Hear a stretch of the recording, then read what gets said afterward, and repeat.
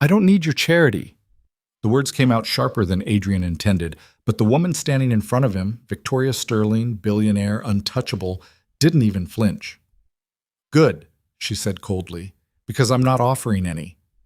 What Adrian didn't know was that this moment, this collision of two broken people in a marble hallway, would either save them both or destroy everything they'd tried so hard to protect. This is their story. If you're watching from anywhere in the world, drop your city in the comments below.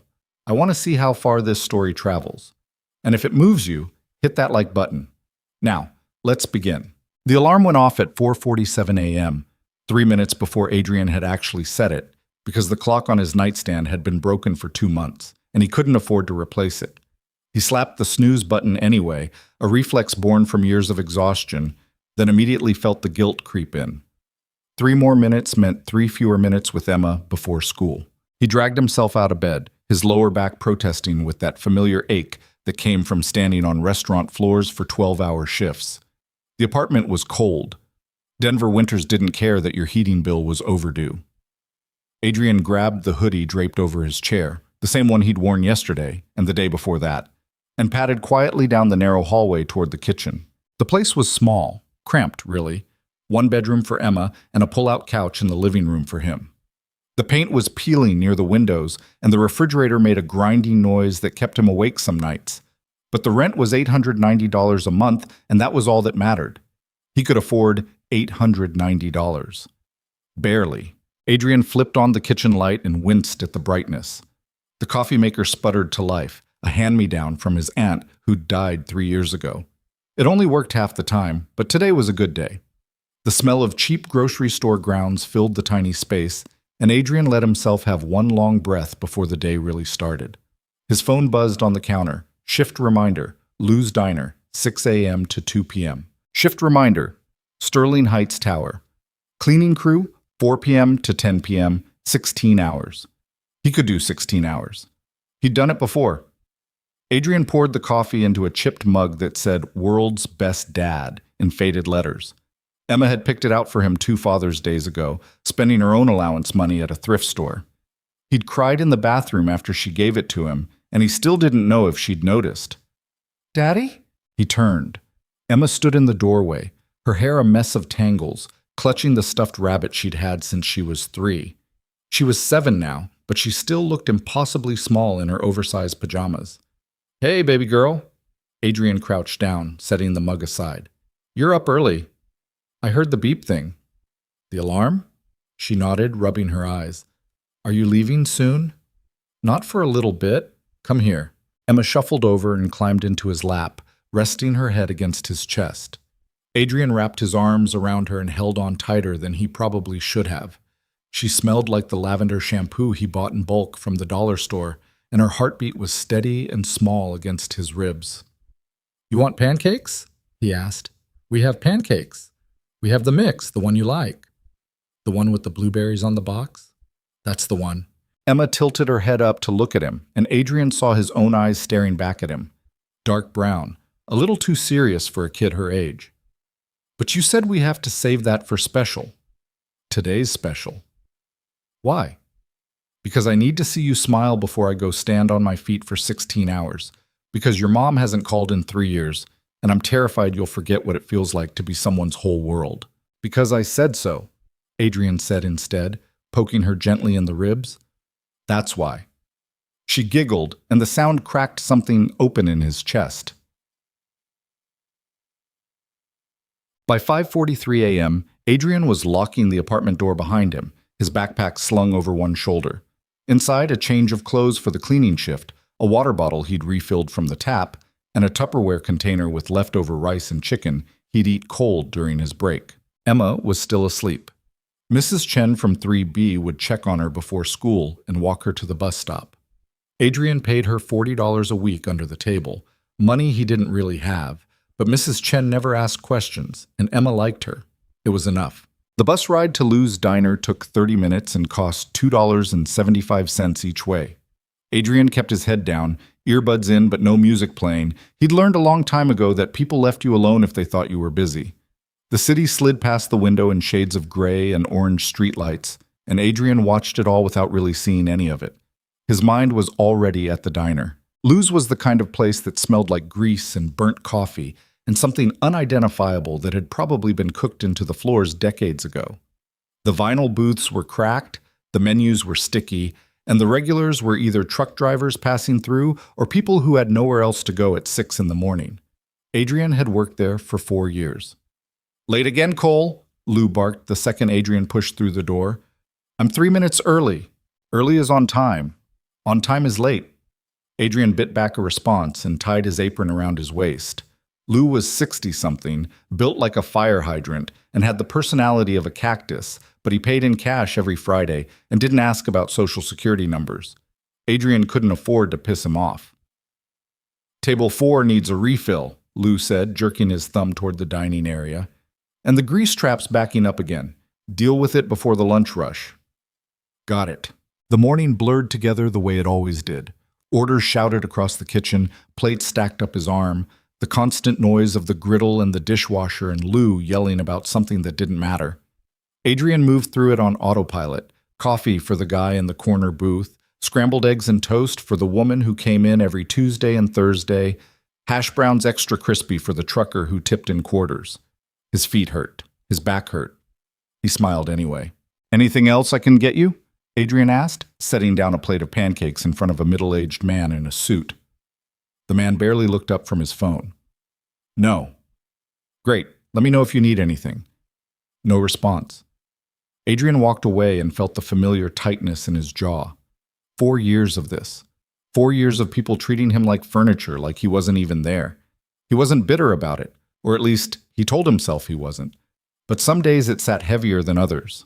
By 2 p.m., his shift was over. Adrian clocked out, grabbed his backpack from the storage closet, and caught the bus heading east towards Sterling Heights. Maggi. Sterling Heights Tower was everything Lou's Diner wasn't. Sleek, modern, expensive in a way that made Adrian's teeth ache. The building stretched 37 floors into the Denver skyline, all glass and steel and the kind of architecture that showed up in magazines. It housed tech companies, law firms, venture capital offices, the kind of people who made more money in a day than Adrian had seen in his entire life. And twice a week, Adrian cleaned their floors. The cleaning company, Rocky Mountain Services, paid $18 an hour under the table. It wasn't great, but it was better than nothing, and the shifts didn't overlap with the diner.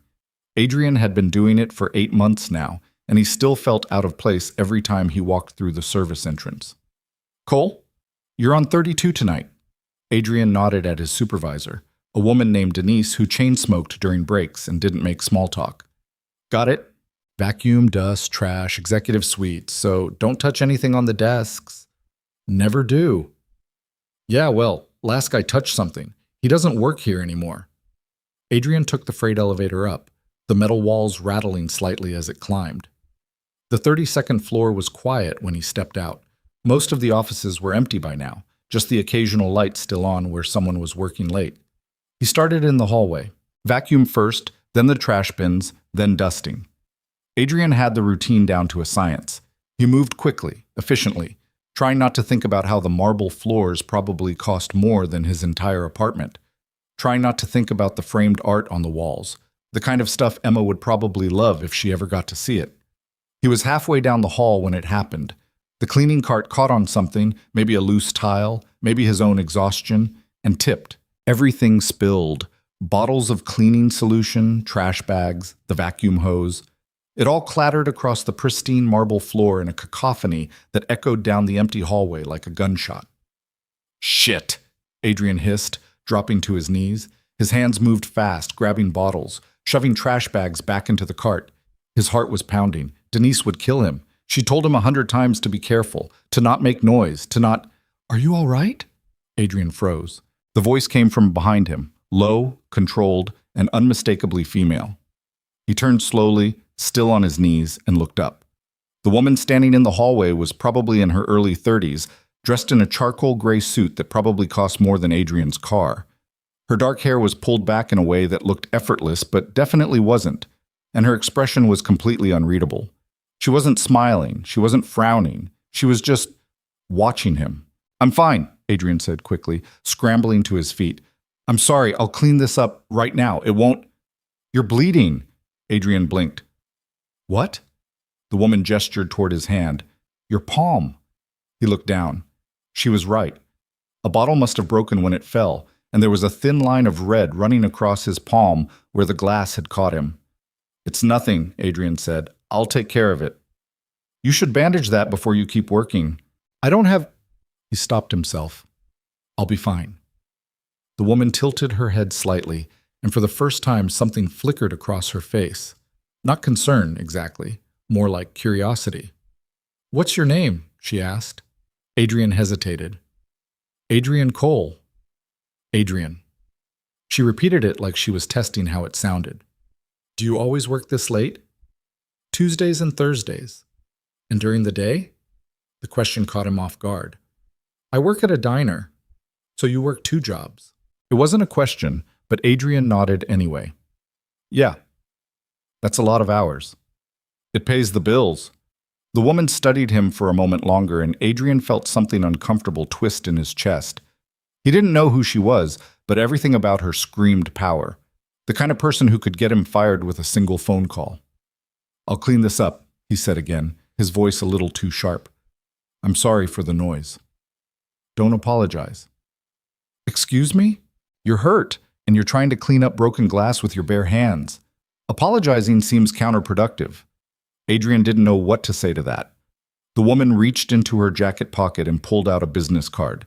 She held it out toward him, and Adrian took it automatically. Victoria Sterling CEO, Sterling Innovations Floor.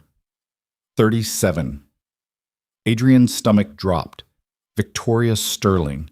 Everyone in Denver knew that name. She'd built a tech empire from nothing, turned Sterling Innovations into a billion-dollar company before she was 30. Forbes called her the Ice Queen. Business Insider said she was the most ruthless CEO in the state, and Adrian had just spilled cleaning supplies all over her building. I'll have someone bring you a first aid kit, Victoria said, her tone still completely neutral. Finish up here and go home. You shouldn't be working with an open wound. I can't. You can. She turned to leave, then paused. Adrian. Yeah? How much do you make an hour doing this? The question felt like a trap, but Adrian answered anyway. 18. Victoria nodded once, as if confirming something she'd already suspected. Then she walked away, her heels clicking softly against the marble floor. Adrian stood there for a long time after she was gone, holding the business card in his bleeding hand. He didn't tell anyone about the encounter. Not Denise, not Lou, not even Mrs. Chen when she asked how his day went. Adrian just went home, microwaved leftover spaghetti for Emma, helped her with her homework, and tucked her into bed with the same bedtime story he'd told her 100 times before.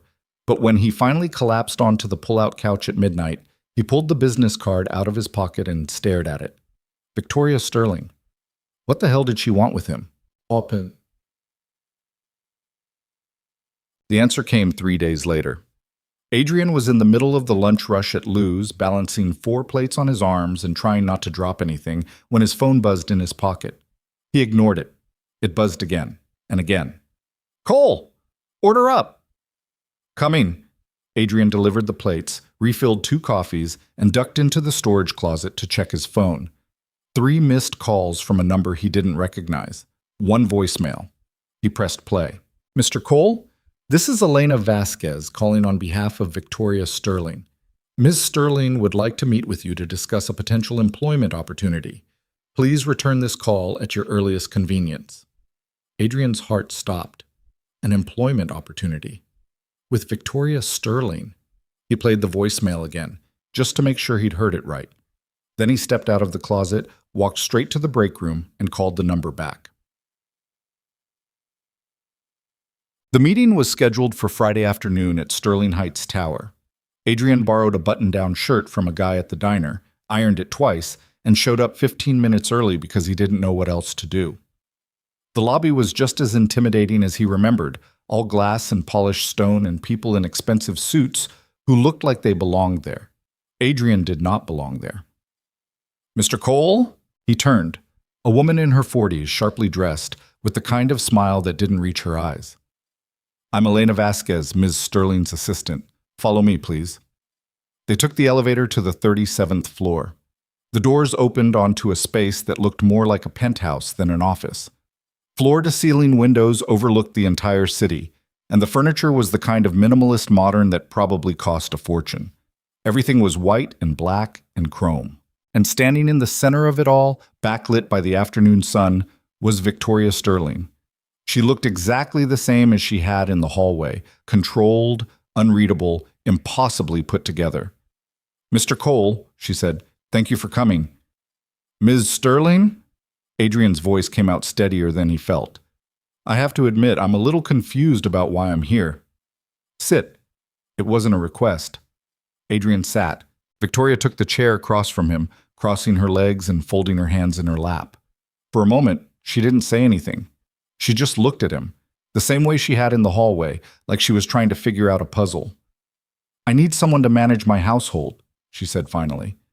Adrian blinked. "I'm sorry, what?" "A house manager. Someone to oversee the day-to-day operations of my estate, coordinate with staff, handle scheduling, manage vendors. It's a live-in position. Salary is $120,000 annually, plus room and board." Adrian's brain short-circuited. "You want me to work for you?" "Yes." "Why?" Victoria's expression didn't change. "Because I've been watching you." The words hung in the air like a blade. "Watching me," Adrian repeated slowly. "For the past 2 months, you've worked the cleaning shifts on this floor. You're punctual. You're thorough. You don't cut corners and you don't complain. You're also raising a daughter on your own while working 2 jobs, which tells me you're capable of managing complicated logistics under pressure." Adrian's mouth went dry. "How do you know about my daughter?" "I know a lot of things, Mr. Cole. It's my job to know things." "That's—" He stopped at himself, trying to keep his voice level. "That's invasive." "It's practical." Victoria leaned forward slightly. "I'm offering you a job that will pay you more in 1 year than you've made in the past 5 combined. You'll have housing, benefits, and enough stability to actually give your daughter the life she deserves. The only question is whether you're willing to accept it." Adrian's hands clenched into fists on his knees. "And what's the catch?" "There's no catch." "There's always a catch." For the first time, something almost like amusement flickered across Victoria's face. "You're right to be suspicious. But in this case, the answer is simple. I need someone competent, and you need money. It's a transaction." "A transaction?" "Yes." Adrian stood up abruptly, his chair scraping against the floor. "I don't need your charity." "Good," Victoria said, her voice cold and sharp, "because I'm not offering any." They stared at each other. Adrian's pulse was hammering in his ears. Every instinct he had was screaming at him to walk out, to not let this woman, this stranger, buy him like some kind of employee off a shelf. But then he thought about Emma, about the overdue heating bill, about the pull-out couch and the broken alarm clock and the 16-hour days that were killing him slowly. "Why me?" he asked, his voice quieter now. "You could hire anyone. Why me?" Victoria stood as well, and when she spoke, her tone was almost honest. "Because you're not anyone, Mr. Cole. You're someone who showed up to work with a bleeding hand and didn't complain. You're someone who makes pancakes for his daughter even when there's barely enough money for rent. And I need someone like that in my home." Adrian swallowed hard. "I need to think about it," he said. "You have 24 hours. Victoria walked to her desk and pulled out a folder. "Everything you need to know is in here: salary, benefits, expectations. Read it, decide. And if the answer is yes, I'll see you Monday morning." She held out the folder. Adrian took it. That night, Adrian sat at his tiny kitchen table with the folder open in front of him and Emma asleep in the next room. The numbers didn't feel real. $120,000 a year, health insurance, a place to live. He read the contract 3 times, looking for the loopholes, the fine print, the part where it all fell apart. But it was straightforward, almost too straightforward. Victoria Sterling wanted a house manager, and she wanted him. Adrian leaned back in his chair and stared at the ceiling. He thought about Lou's diner and the grease trap and the customers who didn't say thank you. He thought about the cleaning shifts and the marble floors and the freight elevator that rattled. He thought about Emma and the way she'd asked if today was special just because he'd made her pancakes. And he thought about Victoria Sterling, standing in that massive office, telling him he wasn't anyone. Maybe that was the problem. Maybe he'd spent so long being no one that he'd forgotten what it felt like to be someone. Adrian pulled out his phone and dialed the number on the business card. It rang twice. "Mr. Cole," Victoria's voice came through, calm and unsurprised. "I take it you've made a decision." "Yeah," Adrian said, "I have." "And?" He closed his eyes. "I'll take the job." There was a pause, then, "Good. I'll send a car for you Monday morning. Pack light. Everything else will be provided." "Ms. Sterling, Victoria." "Victoria," he corrected. "I need you to understand something." "I'm listening." "I'm doing this for my daughter. Not for you, not for the money. For her. I wouldn't expect anything less." The line went dead. Adrian sat there in the dark, holding his phone, and wondered if he'd just made the best decision of his life or the worst. Monday morning came too fast. Adrian packed 2 duffel bags, one for him, one for Emma. Clothes, a few books, the stuffed rabbit she refused to sleep without. Mrs. Chen cried when he told her they were leaving, and Lou just grunted and said he'd mail the last paycheck. The car that pulled up outside the apartment at 8 a.m. was a black SUV with tinted windows and a driver in a suit. Emma's eyes went wide. "Daddy, are we going to a movie?" "Something like that, baby." They climbed into the back seat, and Adrian watched his apartment building disappear through the rear window. 4 years. 4 years of fighting just to survive, and now he was driving away in a car that probably cost more than everything he owned. The estate was 40 minutes outside the city, hidden behind gates and tall trees that blocked it from the road. When they finally pulled through, Emma gasped. "It's a castle," she whispered. It wasn't, but it was close. The house, mansion, really, was all stone and glass, sprawling across perfectly manicured lawns with fountains and gardens that looked like something out of a magazine. It was beautiful. It was terrifying. The car stopped in front of the main entrance, and the driver opened the door. "Ms. Sterling is waiting inside," he said. Adrian took Emma's hand and walked up the steps. The front door opened before he could knock. Victoria stood there dressed in all black, her expression as unreadable as ever. But when her eyes landed on Emma, something shifted, just for a second. "You must be Emma," Victoria said, her voice softer than Adrian had ever heard it. Emma nodded shyly, half hiding behind Adrian's leg. "I have a son about your age," Victoria continued. "His name is Lucas. I think you'll like him." "I like rabbits," Emma said suddenly, holding up her stuffed animal. Victoria's lips twitched. "Then you'll definitely like the gardens. We have wild rabbits." Emma's face lit up, and Adrian felt something crack open in his chest all over again. Victoria stepped aside. "Come in." They walked into the foyer, and Adrian tried not to stare at the marble floors, the crystal chandelier, the sweeping staircase that looked like it belonged in a movie. This was insane. This was his life now. "I'll show you to your quarters," Victoria said, already walking. "Dinner is at 6. Lucas is in school, but he'll be home by 3. We'll do introductions then." "Okay," Adrian managed. They followed her through hallways that seemed to go on forever, past rooms Adrian didn't even have names for. Finally, Victoria stopped in front of a door and pushed it open. "This is yours." Adrian stepped inside and froze. The suite was bigger than his entire apartment.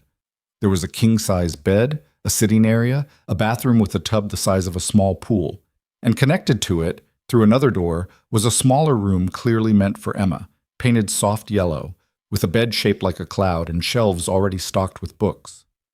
Emma ran past him and jumped onto the bed, laughing. "Daddy, look! It's so bouncy!" Adrian couldn't move. Victoria stood in the doorway watching him. "This is too much," he said quietly. "It's what you agreed to." "I agreed to a job, not this." "This is the job, Mr. Cole." Victoria's voice was firm now. "You work for me. You live here. You manage my household and keep things running smoothly. In return, you and your daughter have a home. It's not charity. It's employment." Adrian turned to look at her, and for the first time he saw something behind the ice. Loneliness. "Okay," he said. Victoria nodded once. "Unpack. Settle in. I'll see you at dinner." She left without another word. Adrian stood there, listening to Emma laugh in the other room. and wondered what the hell he'd just gotten himself into. The first week felt like living inside someone else's dream.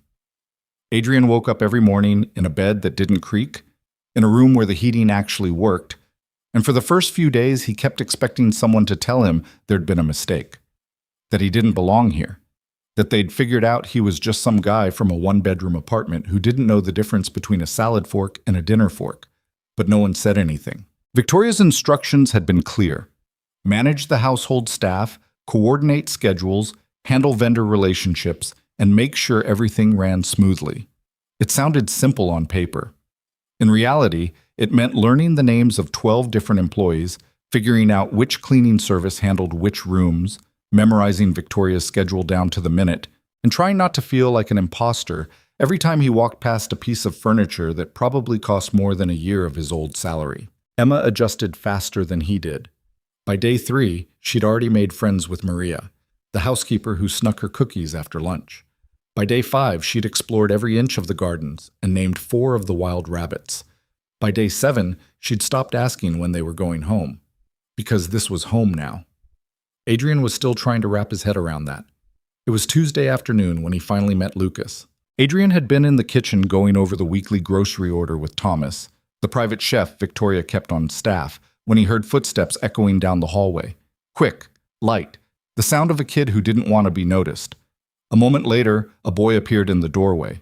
He was small for 8, with dark hair that fell into his eyes and the same sharp features as his mother. He wore a school uniform, navy blazer, pressed shirt, tie slightly loosened, and he stopped dead when he saw Adrian standing there. "Who are you?" Lucas asked. Not rude, just cautious. "Adrian Cole. I work for your mom." Adrian set down the clipboard he'd been holding. "You must be Lucas." The boy's eyes narrowed slightly. "Where's Raymond?" "Who's Raymond?" "The last house manager. He quit 2 months ago." "Well," Adrian said carefully, "I'm the new one." Lucas studied him for a long moment, and Adrian could practically see the gears turning in the kid's head, evaluating, measuring, deciding whether Adrian was worth his time. It was unnerving how much he looked like Victoria when he did that. "Do you have kids?" Lucas asked finally. "A daughter, Emma. She's 7. "Is she here?" "Yeah, probably in the gardens right now. She's obsessed with the rabbits." Something flickered across Lucas's face. Not quite interest, but not complete indifference either. "I'm going to my room," he said abruptly, and then he was gone before Adrian could respond. Thomas glanced up from the cutting board where he'd been chopping vegetables. "He's a good kid, just quiet." "Yeah," Adrian said. "I got that. His father left 3 years ago. Hasn't seen him since." Adrian felt something twist in his chest. "That's rough." "Miss Sterling works a lot," Thomas continued, his tone carefully neutral. "Lucas spends most of his time with the tutors or by himself. It's not ideal, but—" He trailed off with a shrug that said everything he wasn't saying out loud. Adrian thought about Emma, about the way she'd clung to him every night for months after Caroline left, about the nightmares and the questions he didn't know how to answer. "Yeah," he said quietly. "I get it." That evening, Adrian found Lucas sitting alone in the library, a massive room lined floor to ceiling with books that probably cost more than Adrian's entire childhood education. The kid was curled up in an oversized leather chair, reading something that looked too advanced for his age. Adrian knocked on the doorframe. "Hey!" Lucas looked up. "What?" "Dinner's in 20 minutes. Your mom asked me to let you know." "She's eating with us?" The surprise in Lucas's voice was like a punch to the gut. "That's what she said." Lucas closed his book slowly. "She usually eats in her office." "Well, not tonight." The kid didn't respond, just stared at Adrian like he was trying to figure out if this was some kind of trick. Adrian hesitated in the doorway.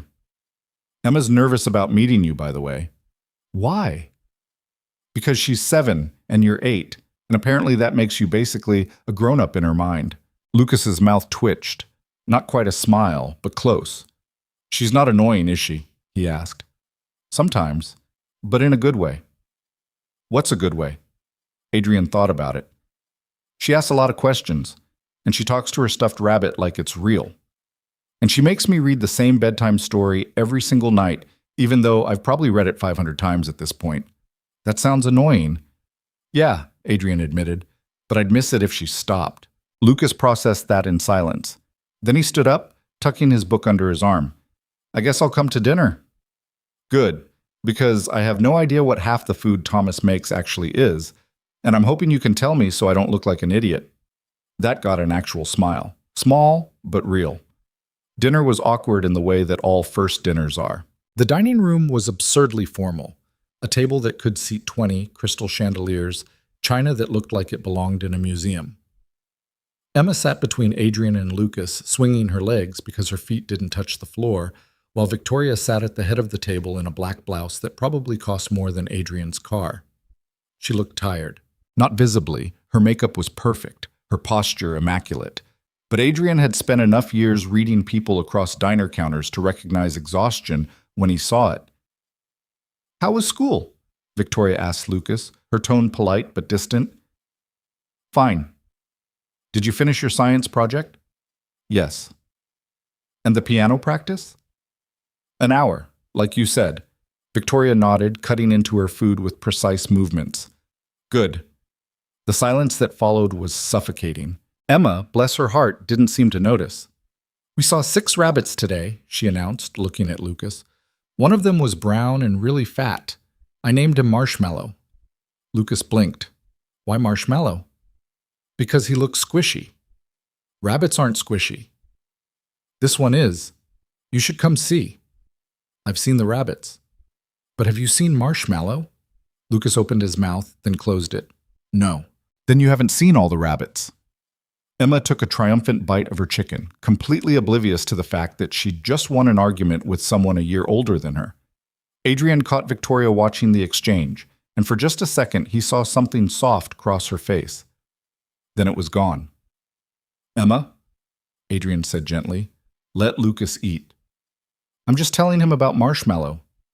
I know, but maybe use your inside voice. Emma's inside voice was only marginally quieter than her outside voice, but Adrian let it slide. After dinner, Lucas retreated to his room without a word, and Emma demanded a second tour of the gardens, even though it was already getting dark. Adrian was about to take her when Victoria appeared in the hallway. I'll take her, she said. Adrian blinked. You sure? Yes. Emma looked up at Victoria with wide eyes, clearly unsure what to make of this tall, intimidating woman who'd barely spoken to her. Do you want to see the rabbits? Victoria asked, her voice careful. Emma nodded slowly. Then let's go. Adrian watched them walk out the back door together, Victoria in her expensive clothes and heels, Emma in her light-up sneakers, and felt something strange settle in his chest. When they came back 20 minutes later, Emma was chattering nonstop about Marshmallow, and Victoria was listening with an expression Adrian couldn't quite read. That night, after Emma was asleep, Adrian found Victoria in her study. He knocked, and she looked up from her laptop. Thank you, Adrian said, for taking her to see the rabbits. She's enthusiastic. That's a polite way of saying she talks a lot.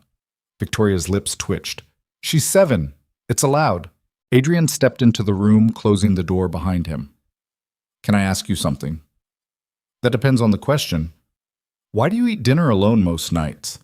Victoria's expression didn't change, but something shuddered behind her eyes. Because it's easier. Easier than what?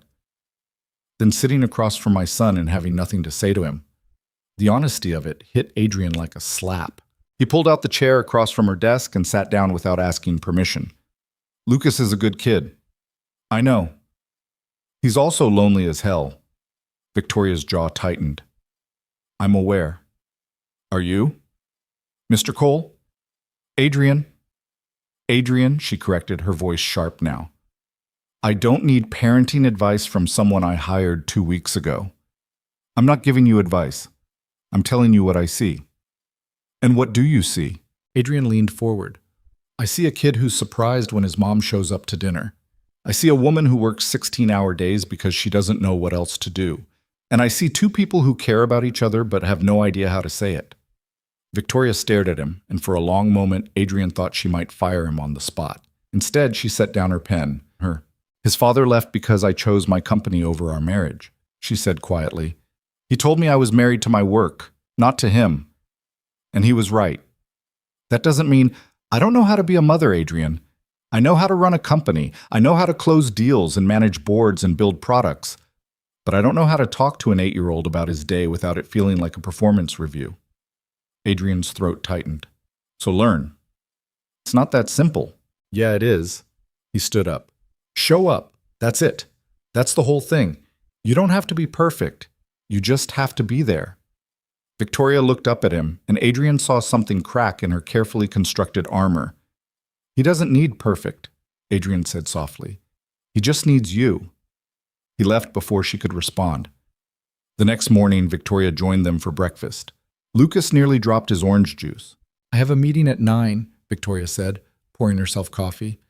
But I thought I'd eat with you first. Lucas stared at her like she'd just announced she was joining the circus. Emma, oblivious, launched into a story about a dream she'd had involving marshmallow and a top hat. And Victoria, improbably, smiled. It became a routine after that, after breakfast every morning. Dinner most evenings, unless Victoria had a late meeting she couldn't move.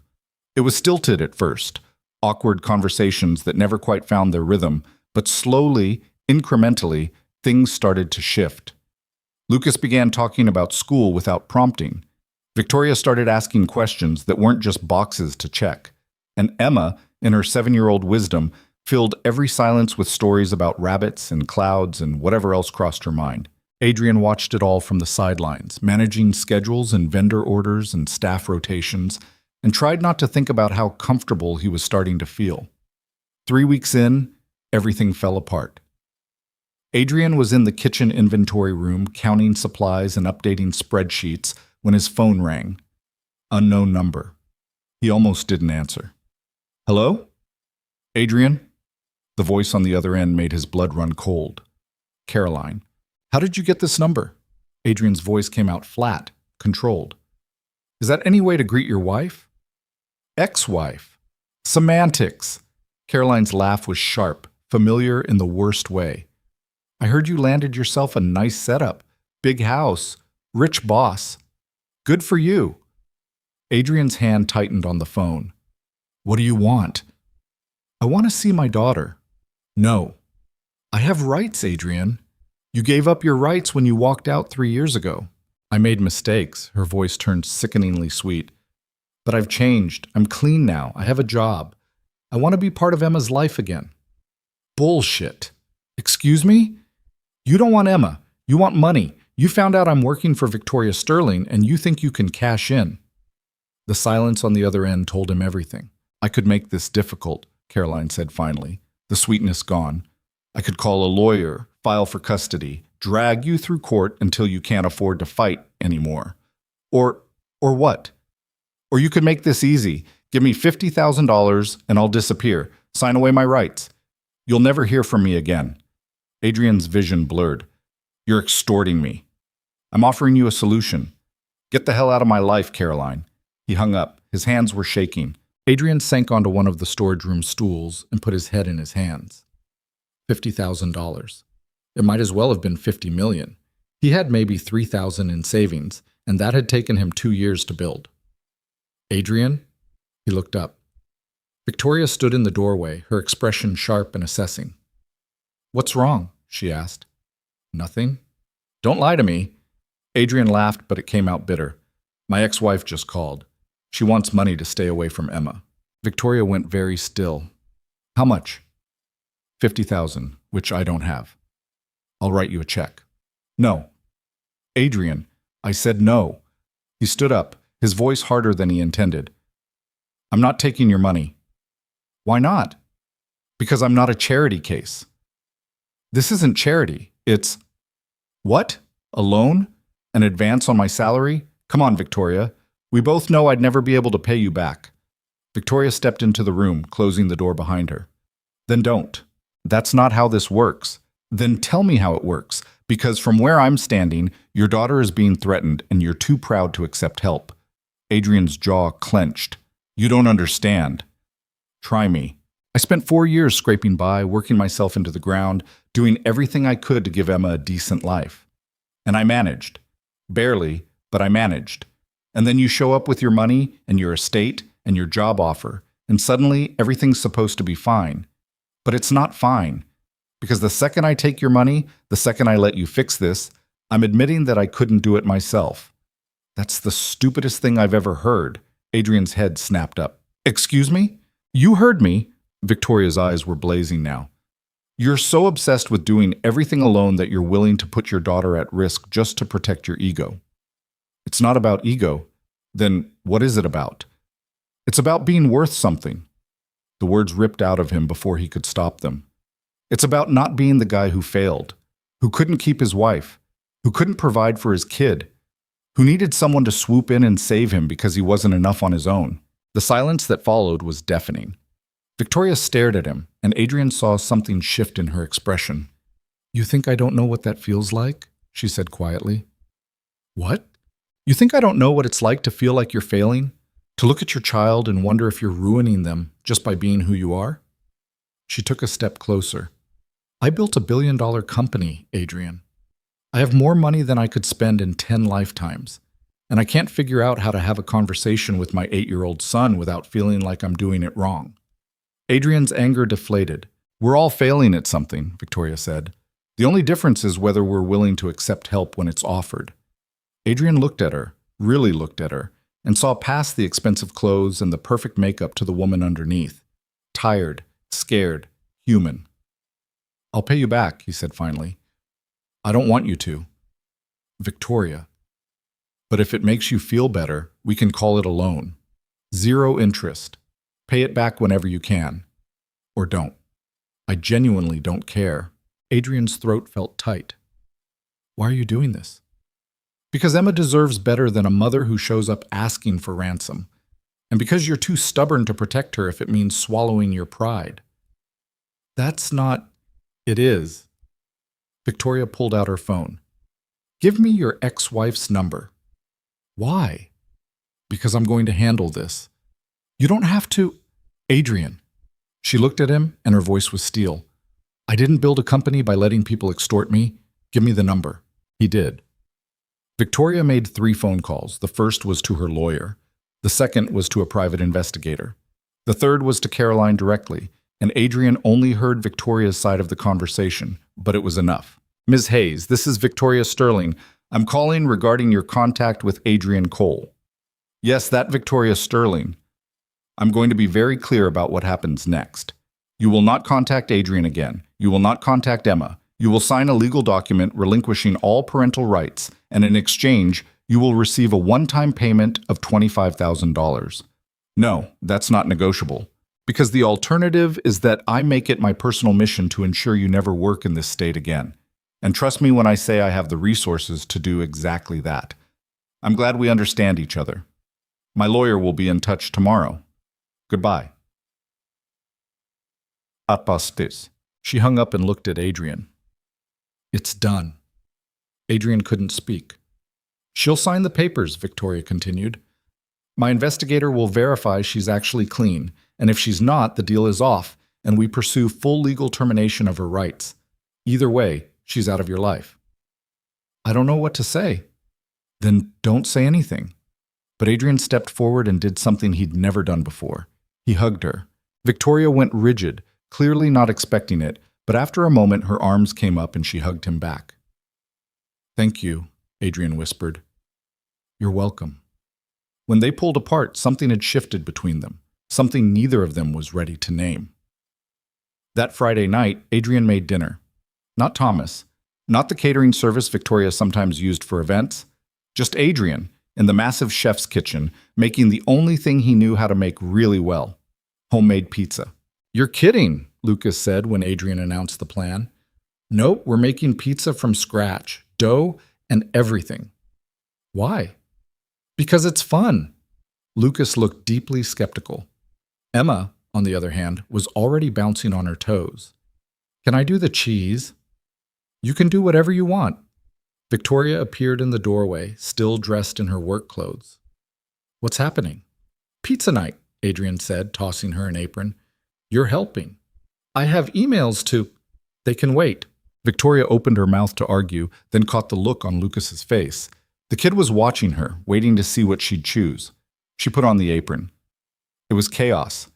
Emma got flour everywhere. Lucas was surprisingly meticulous about spreading sauce. Victoria had no idea what she was doing and kept asking questions like she was in a board meeting. And Adrian stood in the middle of it all, laughing harder than he had in years. "No, you have to stretch it," he told Victoria, demonstrating with his hands. "Like this." "It's tearing." "Because you're being too gentle. It's dough, not glass." "I don't cook," Victoria said, glaring at the blob of dough in her hands.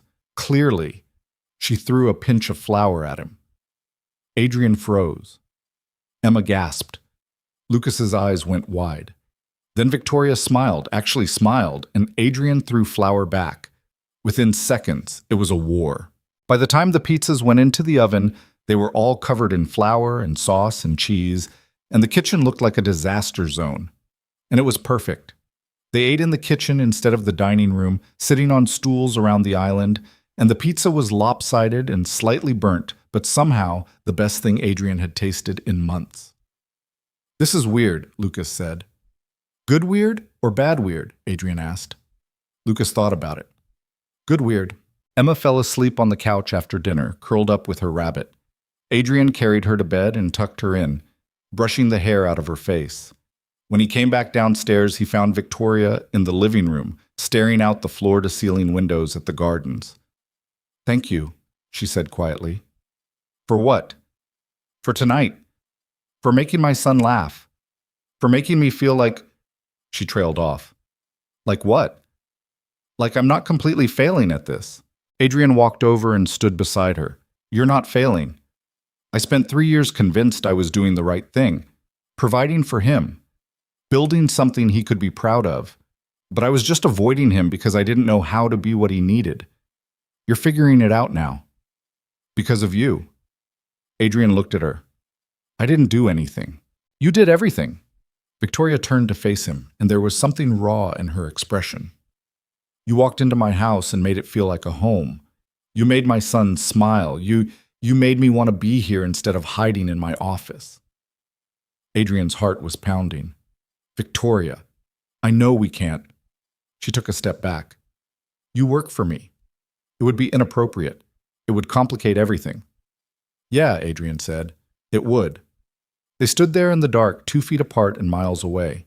"I should go to bed," Victoria said finally. "Yeah." She walked past him, and Adrian caught the faint scent of her perfume, something expensive and subtle that he'd probably never be able to afford. At the doorway, she paused. "Adrian?" "Yeah?" "I'm glad you took the job." "Me too." She left, and Adrian stood alone in the dark, wondering how the hell he was supposed to keep working for a woman he was falling in love with. The paperwork arrived 6 days later. Adrian was in the library reviewing the monthly household budget when Elena appeared in the doorway, holding a manila envelope. "This just came from Ms. Sterling's attorney," she said, handing it over. Adrian opened it with hands that weren't quite steady. Inside were documents terminating Caroline's parental rights. Signed, notarized, final. At the bottom was a cashier's check made out to Caroline Hayes for $25,000, marked as cashed 3 days prior. It was over. Adrian stared at the papers until the words blurred together, and he had to remind himself to breathe.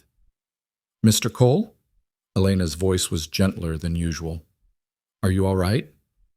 "Yeah," Adrian managed. "Yeah, I'm good." She nodded and left him alone. Adrian sat there for a long time, holding the proof that Emma was finally, legally, completely his. No more threats, no more leverage. Caroline was gone for good this time, bought off and sent away by a woman who barely knew him 2 months ago. He needed to thank Victoria. He found her in her office that evening, buried in spreadsheets and conference call notes. She looked up when he knocked, and something flickered across her face before she schooled it back to neutral. "The papers came," Adrian said from the doorway. "I know. I don't know how to thank you." Victoria set down her pen. "You don't need to thank me." "Victoria, you would have done the same for Lucas if the situation were reversed." "Would he?"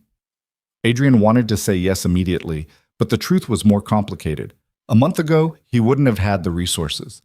Hell, a month ago he'd been cleaning floors and serving burnt coffee to truckers who didn't tip. Maybe, Adrian said. But I didn't have to. You did. Then we're even. We're not even close to even. Victoria stood and walked around her desk, leaning against the front edge.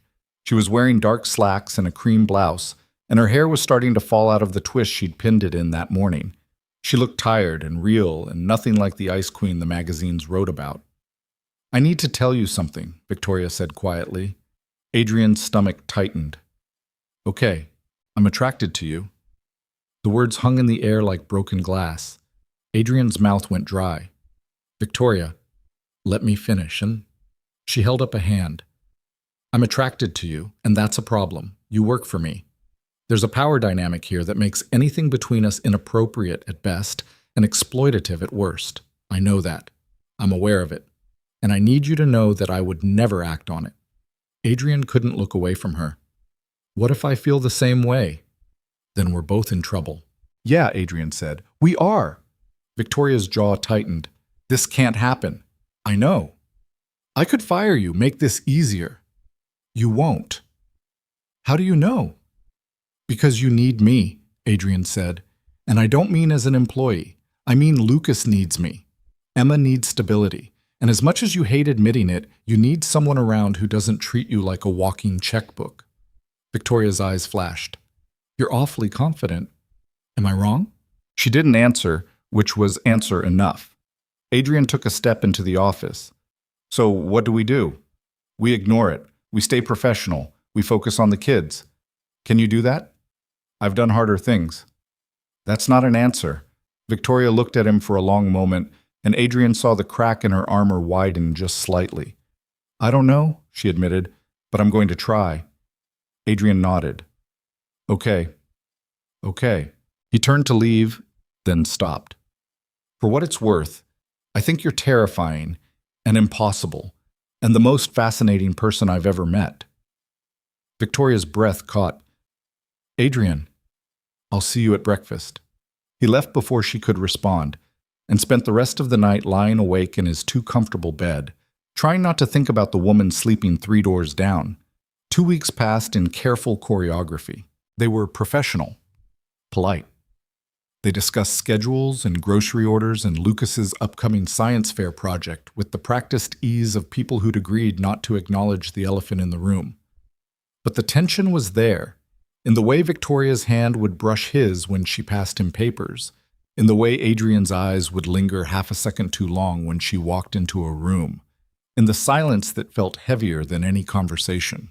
Lucas noticed something was different, though he couldn't put his finger on what. Emma, blissfully oblivious, continued her campaign to befriend every rabbit on the property and convince Lucas that Marshmallow was, in fact, the superior rabbit. It was almost working. Adrian caught them in the gardens one afternoon, crouched near the hedge where the rabbits liked to hide. Lucas was explaining something about rabbit behavior in the serious tone he used when he was trying to sound older than 8, and Emma was listening with the kind of rapt attention she usually reserved for bedtime stories. They're territorial, Lucas said, so Marshmallow probably has a burrow somewhere around here. Can we find it? Maybe, but we shouldn't get too close. We might scare them. Marshmallow isn't scared of anything. He's a rabbit, Emma. Everything scares rabbits. Adrian smiled and turned to head back inside, only to find Victoria standing a few feet away, watching the same scene with an expression he couldn't quite read. They're good together, she said quietly. Yeah, they are. Lucas has never had a friend before, not a real one. Adrian looked at her. What about at school? He's polite to the other children, but he doesn't connect with them. His therapist thinks it's because he's afraid they'll leave. Victoria's voice was carefully controlled, but Adrian heard the pain underneath, like his father did. That's not your fault. Isn't it? I chose work over my marriage. I chose board meetings over bedtime stories. I gave Marcus every reason to leave. He left because he's a coward, Adrian said flatly. Not because you work too much. Victoria's head snapped toward him. You don't know what happened. I know he abandoned his kid. That's all I need to know. It's more complicated than that. No, it's not. Adrian's voice was harder now. I've been broke. I've been exhausted. I've had days where I didn't know how I was going to pay rent or put food on the table. And I never once thought about walking away from Emma, because that's not what parents do. Victoria's eyes were bright. Marcus said I was cold, that I couldn't connect emotionally, that living with me was like living with a stranger. He was wrong. Was he? Adrian turned to face her fully. You're not cold, Victoria. You're scared. There's a difference. I don't know how to be what Lucas needs. Yes, you do. You show up to breakfast. You ask about his day. You put on an apron and make terrible pizza with flour in your hair. That's what he needs. That's not enough. It's everything. Victoria looked back at the garden where Lucas and Emma were still searching for rabbit burrows, and something in her expression cracked open. I don't want to fail him, she whispered. You won't. You can't promise that. No, Adrian admitted, but I can promise you won't fail him alone. Victoria's breath hitched, and when she looked at him, there were tears threatening at the corners of her eyes. Before Adrian could think better of it, he reached out and took her hand. She didn't pull away. They stood there in the afternoon sun, hands clasped, watching their children laugh in the garden, and neither of them acknowledged what it meant. The call came 3 days later. Adrian was helping Emma with her homework when his phone rang. Unknown number again. His stomach dropped. Hello? Is this Adrian Cole? A woman's voice, professional, unfamiliar. Who's asking?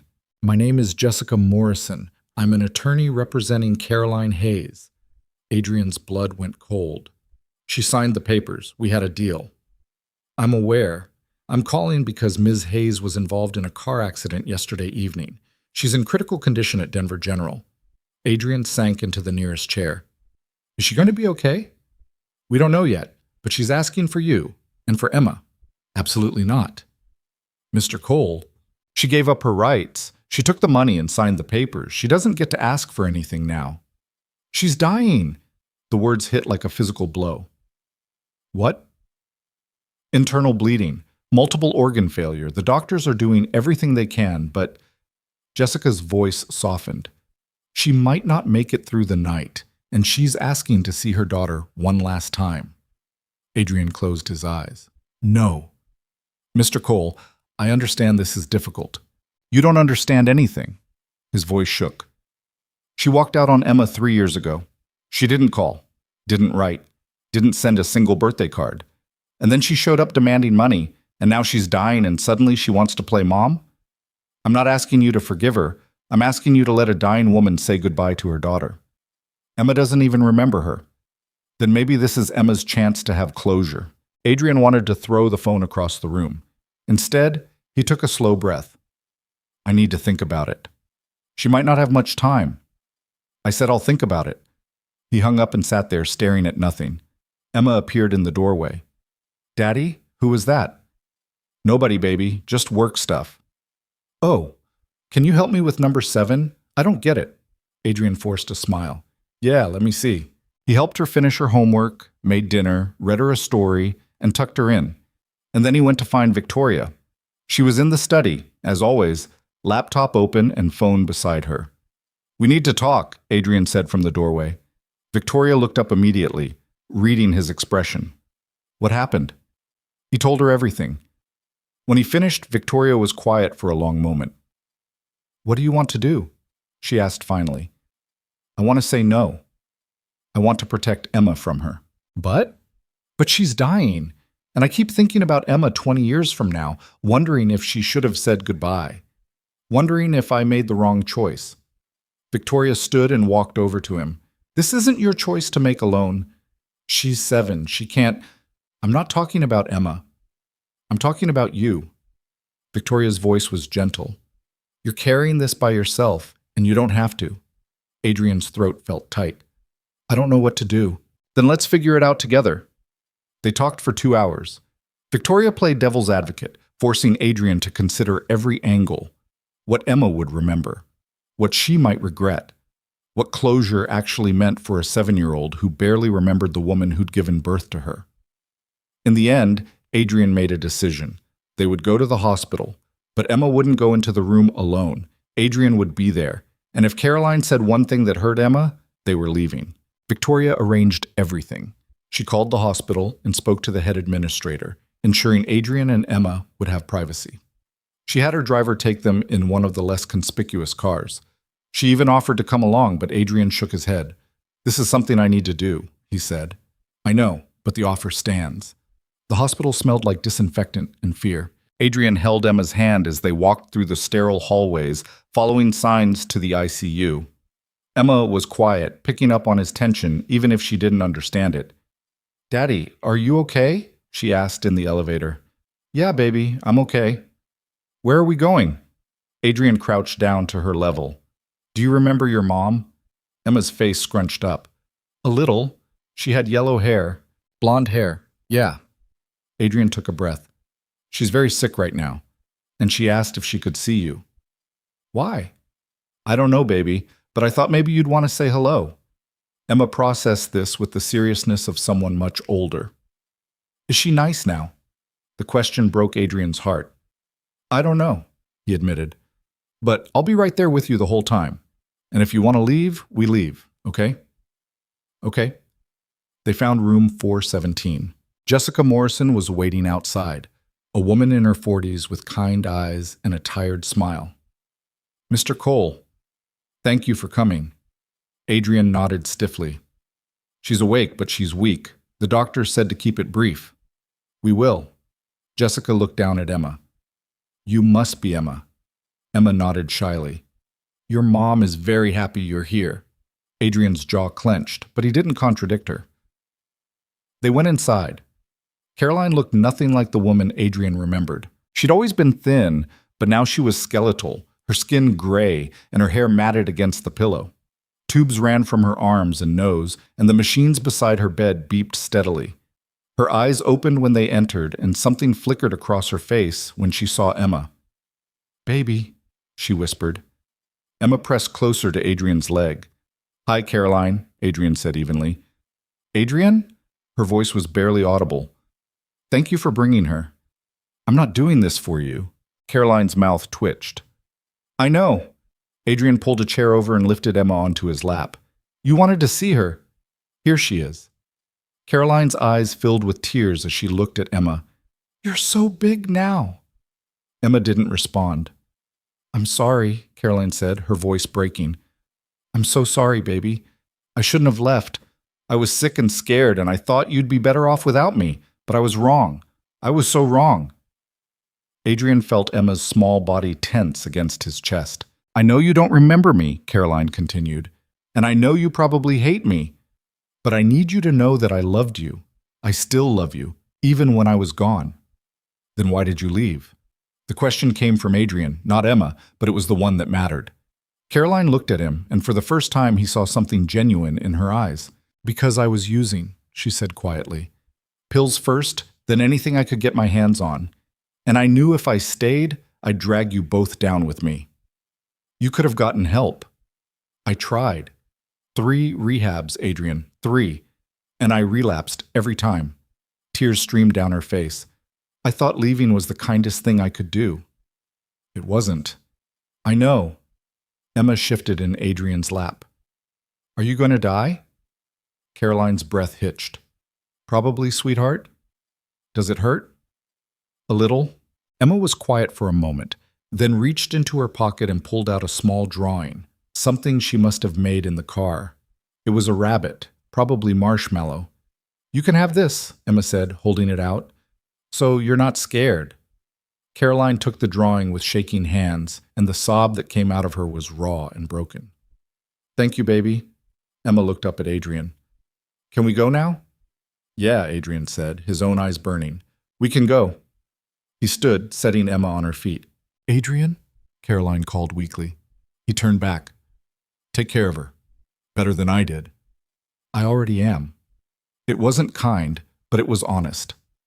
They left the hospital and drove home in silence. Emma fell asleep in the car, her head resting against Adrian's shoulder. When they pulled up to the estate, Victoria was waiting on the front steps. "How did it go?" she asked quietly. "She's dying, probably tonight."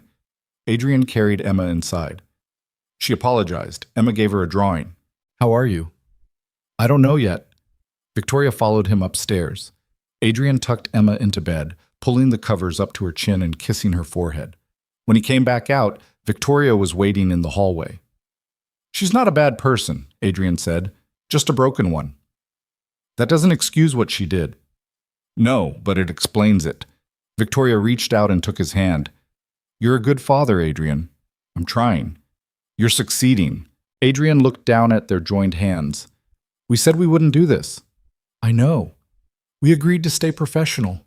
"I know." "Then why are you holding my hand?" Victoria's voice was barely a whisper.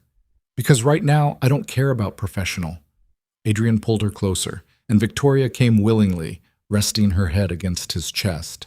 He wrapped his arms around her and held on, and neither of them said anything. They stood like that for a long time, in the dark hallway of a mansion that had started to feel like home. Caroline died at 3:47 a.m. Jessica called to let Adrian know. He thanked her and hung up, then lay in bed staring at the ceiling until dawn. Emma took the news quietly when he told her at breakfast. "Is she with the angels now?" she asked.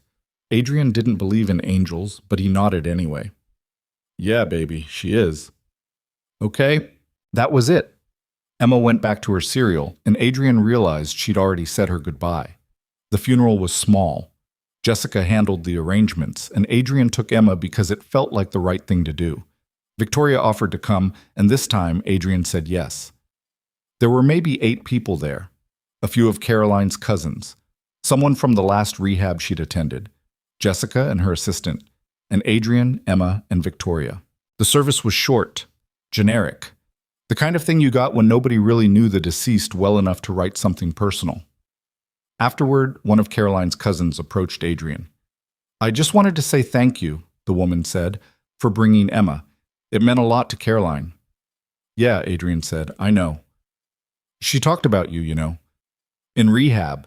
Said you were the only good thing she'd ever done." Adrian's chest tightened. "She said that?" "All the time. She knew she'd screwed up. She just didn't know how to fix it." The woman walked away, and Adrian stood there feeling like he'd been punched. Victoria's hand slipped into his. "You okay?" she asked. "I don't know." "That's allowed." On the drive home, Emma fell asleep again, and Victoria moved to the seat beside Adrian. "Can I ask you something?" she said quietly. "Yeah." "Do you regret it, going to see her?" Adrian thought about Caroline's gray face and the drawing Emma had given her. He thought about the apology and the tears and the machines that couldn't save her. "No," he said, "I don't." "Good." They drove in silence for a while. Then Victoria said, "I filed for full custody of Lucas." Adrian's head snapped toward her. "What?" "Marcus's lawyer reached out last month, said Marcus wanted visitation rights." Victoria's voice was tight. "After 3 years, he just decided he wanted to be a father again." "What did you say?" "I told him to go to hell. Then I filed for full custody and termination of his parental rights." "Can you do that?" "I can do anything, Adrian. That's the benefit of having an army of lawyers." She looked out the window. "But I'm terrified." "Why?" "Because what if I'm wrong? What if Lucas needs his father, and I'm taking that away from him?" Adrian reached over and took her hand. "Lucas needs someone who shows up, and that's you." "You don't know that." "Yeah, I do, because I've been watching you. You're not the same person you were 2 months ago. Because of you. Because you decided to try. That's all on you." Victoria's fingers tightened around his. "What are we doing, Adrian?" "I don't know. We can't keep pretending this isn't happening." "I know. I'm your employer. There's a power dynamic. It's inappropriate." "Yeah. But I don't want to stop." Adrian looked at her, at this brilliant, terrifying, impossible woman who'd turned his life upside down. "Neither do I," he admitted. Victoria leaned across the seat and kissed him. It was soft and tentative, and everything Adrian hadn't let himself imagine. When they pulled apart, Victoria's eyes were wide. "We shouldn't have done that," she whispered. "Probably not. This complicates everything." "I know." "Adrian, I'm falling in love with you," he said. "And I know that's complicated and messy and probably a terrible idea, but it's the truth." Victoria stared at him, and for once she had no response. The driver cleared his throat from the front seat. "We're here, Ms. Sterling." They'd arrived at the estate. Victoria pulled away, composing herself instantly. We'll talk about this later. Will we? Yes. Adrian carried Emma inside, and Victoria disappeared into her study. They didn't talk about it that night, or the next, but 3 days later, after the kids were in bed and the house was quiet, Victoria appeared in Adrian's doorway. We need to set ground rules, she said. Okay. The kids come first, always. Agreed. And we keep this private. No one can know. Not the staff, not the kids, not until we figure out what this is. Fine. Victoria stepped into the room and closed the door behind her. And if this falls apart, she said quietly, you don't leave. The kids need stability, and they need you here. I'm not going anywhere. Promise me. Adrian stood and walked over to her. I promise. Victoria looked up at him, and all the armor she wore during the day was gone. I don't know how to do this, she admitted. Neither do I. But you're willing to try? Yeah, Adrian said. I am. She kissed him again, and this time it wasn't tentative. This time it was real. They kept it secret for 3 weeks. Stolen moments after the kids went to bed. Quiet conversations in the study with the door locked. Kisses in darkened hallways where no one would see. It felt like being teenagers again, sneaking around, except they were both in their 30s and the stakes were infinitely higher. Adrian hated lying to Emma. Not that he was lying exactly, more like carefully omitting certain details. Like the fact that when he said he was going over schedules with Ms. Sterling, he was actually sitting on her couch with her head on his shoulder. Or that late-night budget reviews sometimes involved considerably less budgeting and considerably more talking about things that had nothing to do with household expenses. Victoria was different when they were alone, softer. She laughed more easily, made terrible jokes, and once admitted she'd watched the entire first season of a reality cooking show because Adrian mentioned he used to love cooking. It's trash television, she'd said defensively. I know, that's why it's great. They don't even cook things correctly. The techniques are all wrong. You don't watch it for the techniques. Then what do you watch it for? Adrian had grinned. The drama. Victoria had thrown a pillow at him, and they'd ended up kissing on the couch until Adrian's watch alarm reminded him it was past midnight and he needed to at least pretend to sleep in his own room. But the secrecy was getting harder. Lucas was too observant for his own good, and Adrian caught him watching them more than once with an expression that suggested he was trying to solve a puzzle. Emma, thankfully, remained oblivious, more interested in her ongoing campaign to build Marshmallow a proper rabbit house in the gardens. The breaking point came on a Tuesday. Adrian was in the kitchen with Thomas, going over the menu for an upcoming dinner party Victoria was hosting for her board members, when his phone rang. The number was vaguely familiar, but he couldn't place it. Hello? Adrian Cole? Yeah, who's this? This is Dr. Patricia Mendez. I'm calling from Denver Community College. You submitted an application to our culinary arts program about 4 months ago? Adrian's heart stopped. He'd forgotten about that application. It had been one of those desperate midnight decisions, back when he was still working double shifts and dreaming about a life that felt impossibly far away. He'd filled out the forms, attached his transcripts from the program he'd dropped out of 8 years ago, and hit submit without really believing anything would come of it. I remember, Adrian said carefully. Well, I'm pleased to inform you that you've been accepted for the fall semester. Classes start in September. Adrian sat down hard on the nearest stool. I'm sorry, what? Dr. Mendez laughed. You've been accepted. Congratulations. Adrian's brain was short-circuiting. Are you sure? Quite sure. Your previous coursework transferred over beautifully, and your essay was very compelling. We'd love to have you in the program. Adrian pressed his free hand against his forehead. Can I have some time to think about it? Of course. The enrollment deadline is July 15th, so you have about 6 weeks. I'll send you all the information via email. Thank you. I mean it. Thank you. We look forward to hearing from you, Mr. Cole. Adrian hung up and stared at his phone. Thomas glanced over from where he was chopping vegetables. Everything okay? Yeah, Adrian said faintly. I just got accepted to culinary school. Thomas set down his knife. That's fantastic. Congratulations. Thanks. You don't sound excited. I don't know if I can go. Why not? Because I have a job here. Because Emma is finally settled. Because I'm in love with my boss and I don't know how to tell her I might be leaving 3 days a week for classes. It's complicated, Adrian said instead. Thomas gave him a knowing look. Most things worth doing are. Adrian found Victoria in her office an hour later. She was on a video call, but she held up one finger and muted her microphone. 5 minutes, she mouthed. Adrian nodded and waited in the hallway, pacing back and forth while his thoughts spiraled. What was he supposed to say? He'd been accepted to school, the thing he'd wanted for years, and now it felt like a bomb about to go off in the middle of the fragile life they'd built. Classes were 3 evenings a week plus Saturday mornings. He'd be gone more, distracted, less available for the kids, less available for her. The door opened and Victoria appeared, closing it behind her. Sorry, board member who doesn't understand the word brevity. What's wrong? I got into culinary school. Victoria blinked. What? Adrian explained about the application, the phone call, the acceptance letter that was probably sitting in his email right now. When he finished, Victoria was quiet for a long moment. That's wonderful, she said finally. Is it? Of course it is. Why wouldn't it be? Because I work for you, and school is 3 nights a week plus Saturdays.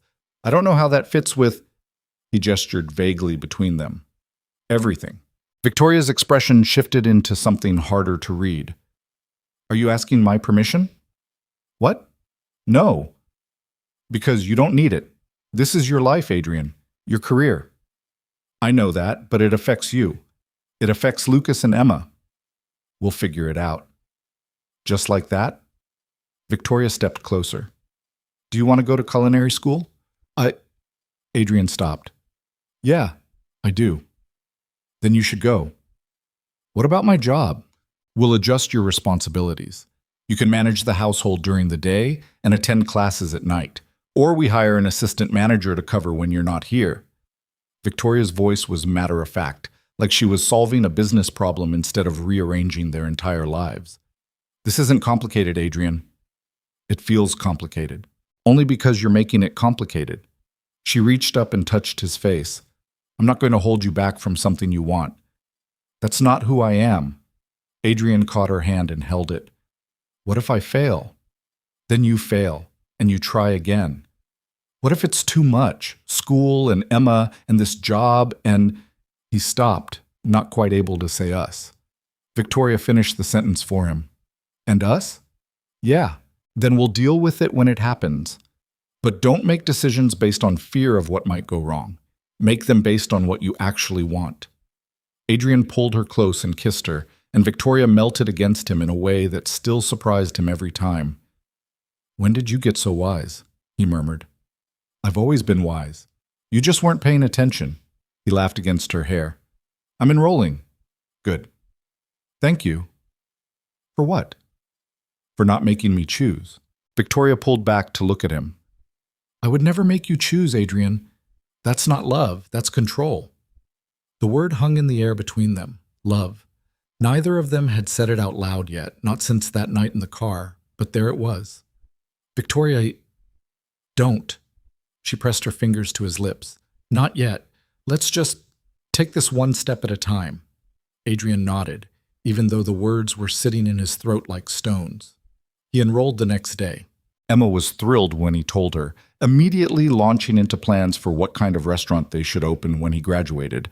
Lucas was more reserved, but offered a quiet, that's cool, that felt like high praise coming from an 8-year-old. The problem started a week later. Adrian was reviewing the catering contract for Victoria's board dinner when Elena appeared in the doorway of his office looking uncomfortable. Mr. Cole, there's someone here to see you. I'm not expecting anyone. I know.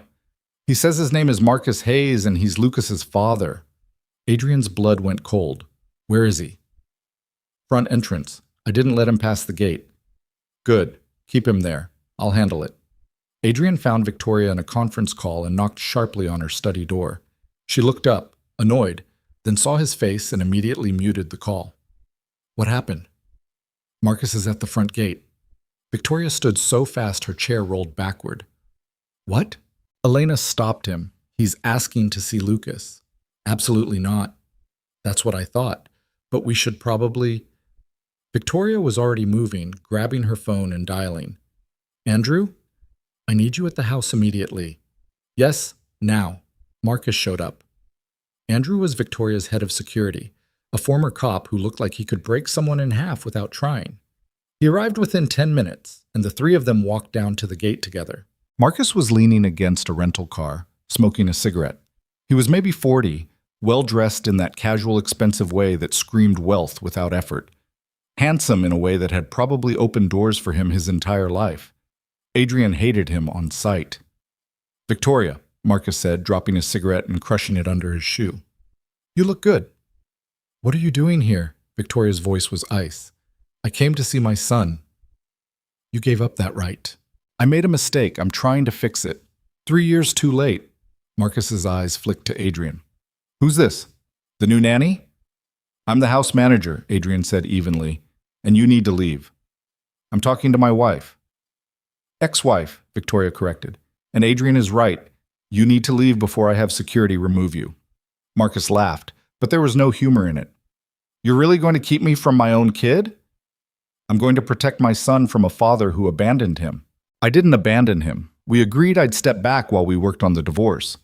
"You stopped calling. You stopped visiting. You sent exactly 2 birthday cards in 3 years, Marcus. That's not stepping back. That's walking away." "I was giving you space." "You were avoiding responsibility." Victoria's voice cracked just slightly. "Lucas cried himself to sleep for months. He asked me every single day when you were coming home, and I had to tell him I didn't know because you wouldn't even return my lawyer's calls." Marcus's jaw tightened. "I made mistakes. I'm trying to make it right." "By showing up unannounced? By demanding access to a child you haven't seen in years?" "He's my son." "Then where were you?" The question came out raw. "Where were you when he had nightmares? When he stopped talking for 6 weeks because he thought he'd done something wrong? Where were you when his therapist said he had abandonment issues because his father decided being a parent was too hard?" Marcus flinched. "Victoria, no, you don't get to do this. You don't get to show up and pretend the last 3 years didn't happen." "I have rights." "You have paperwork," Adrian cut in.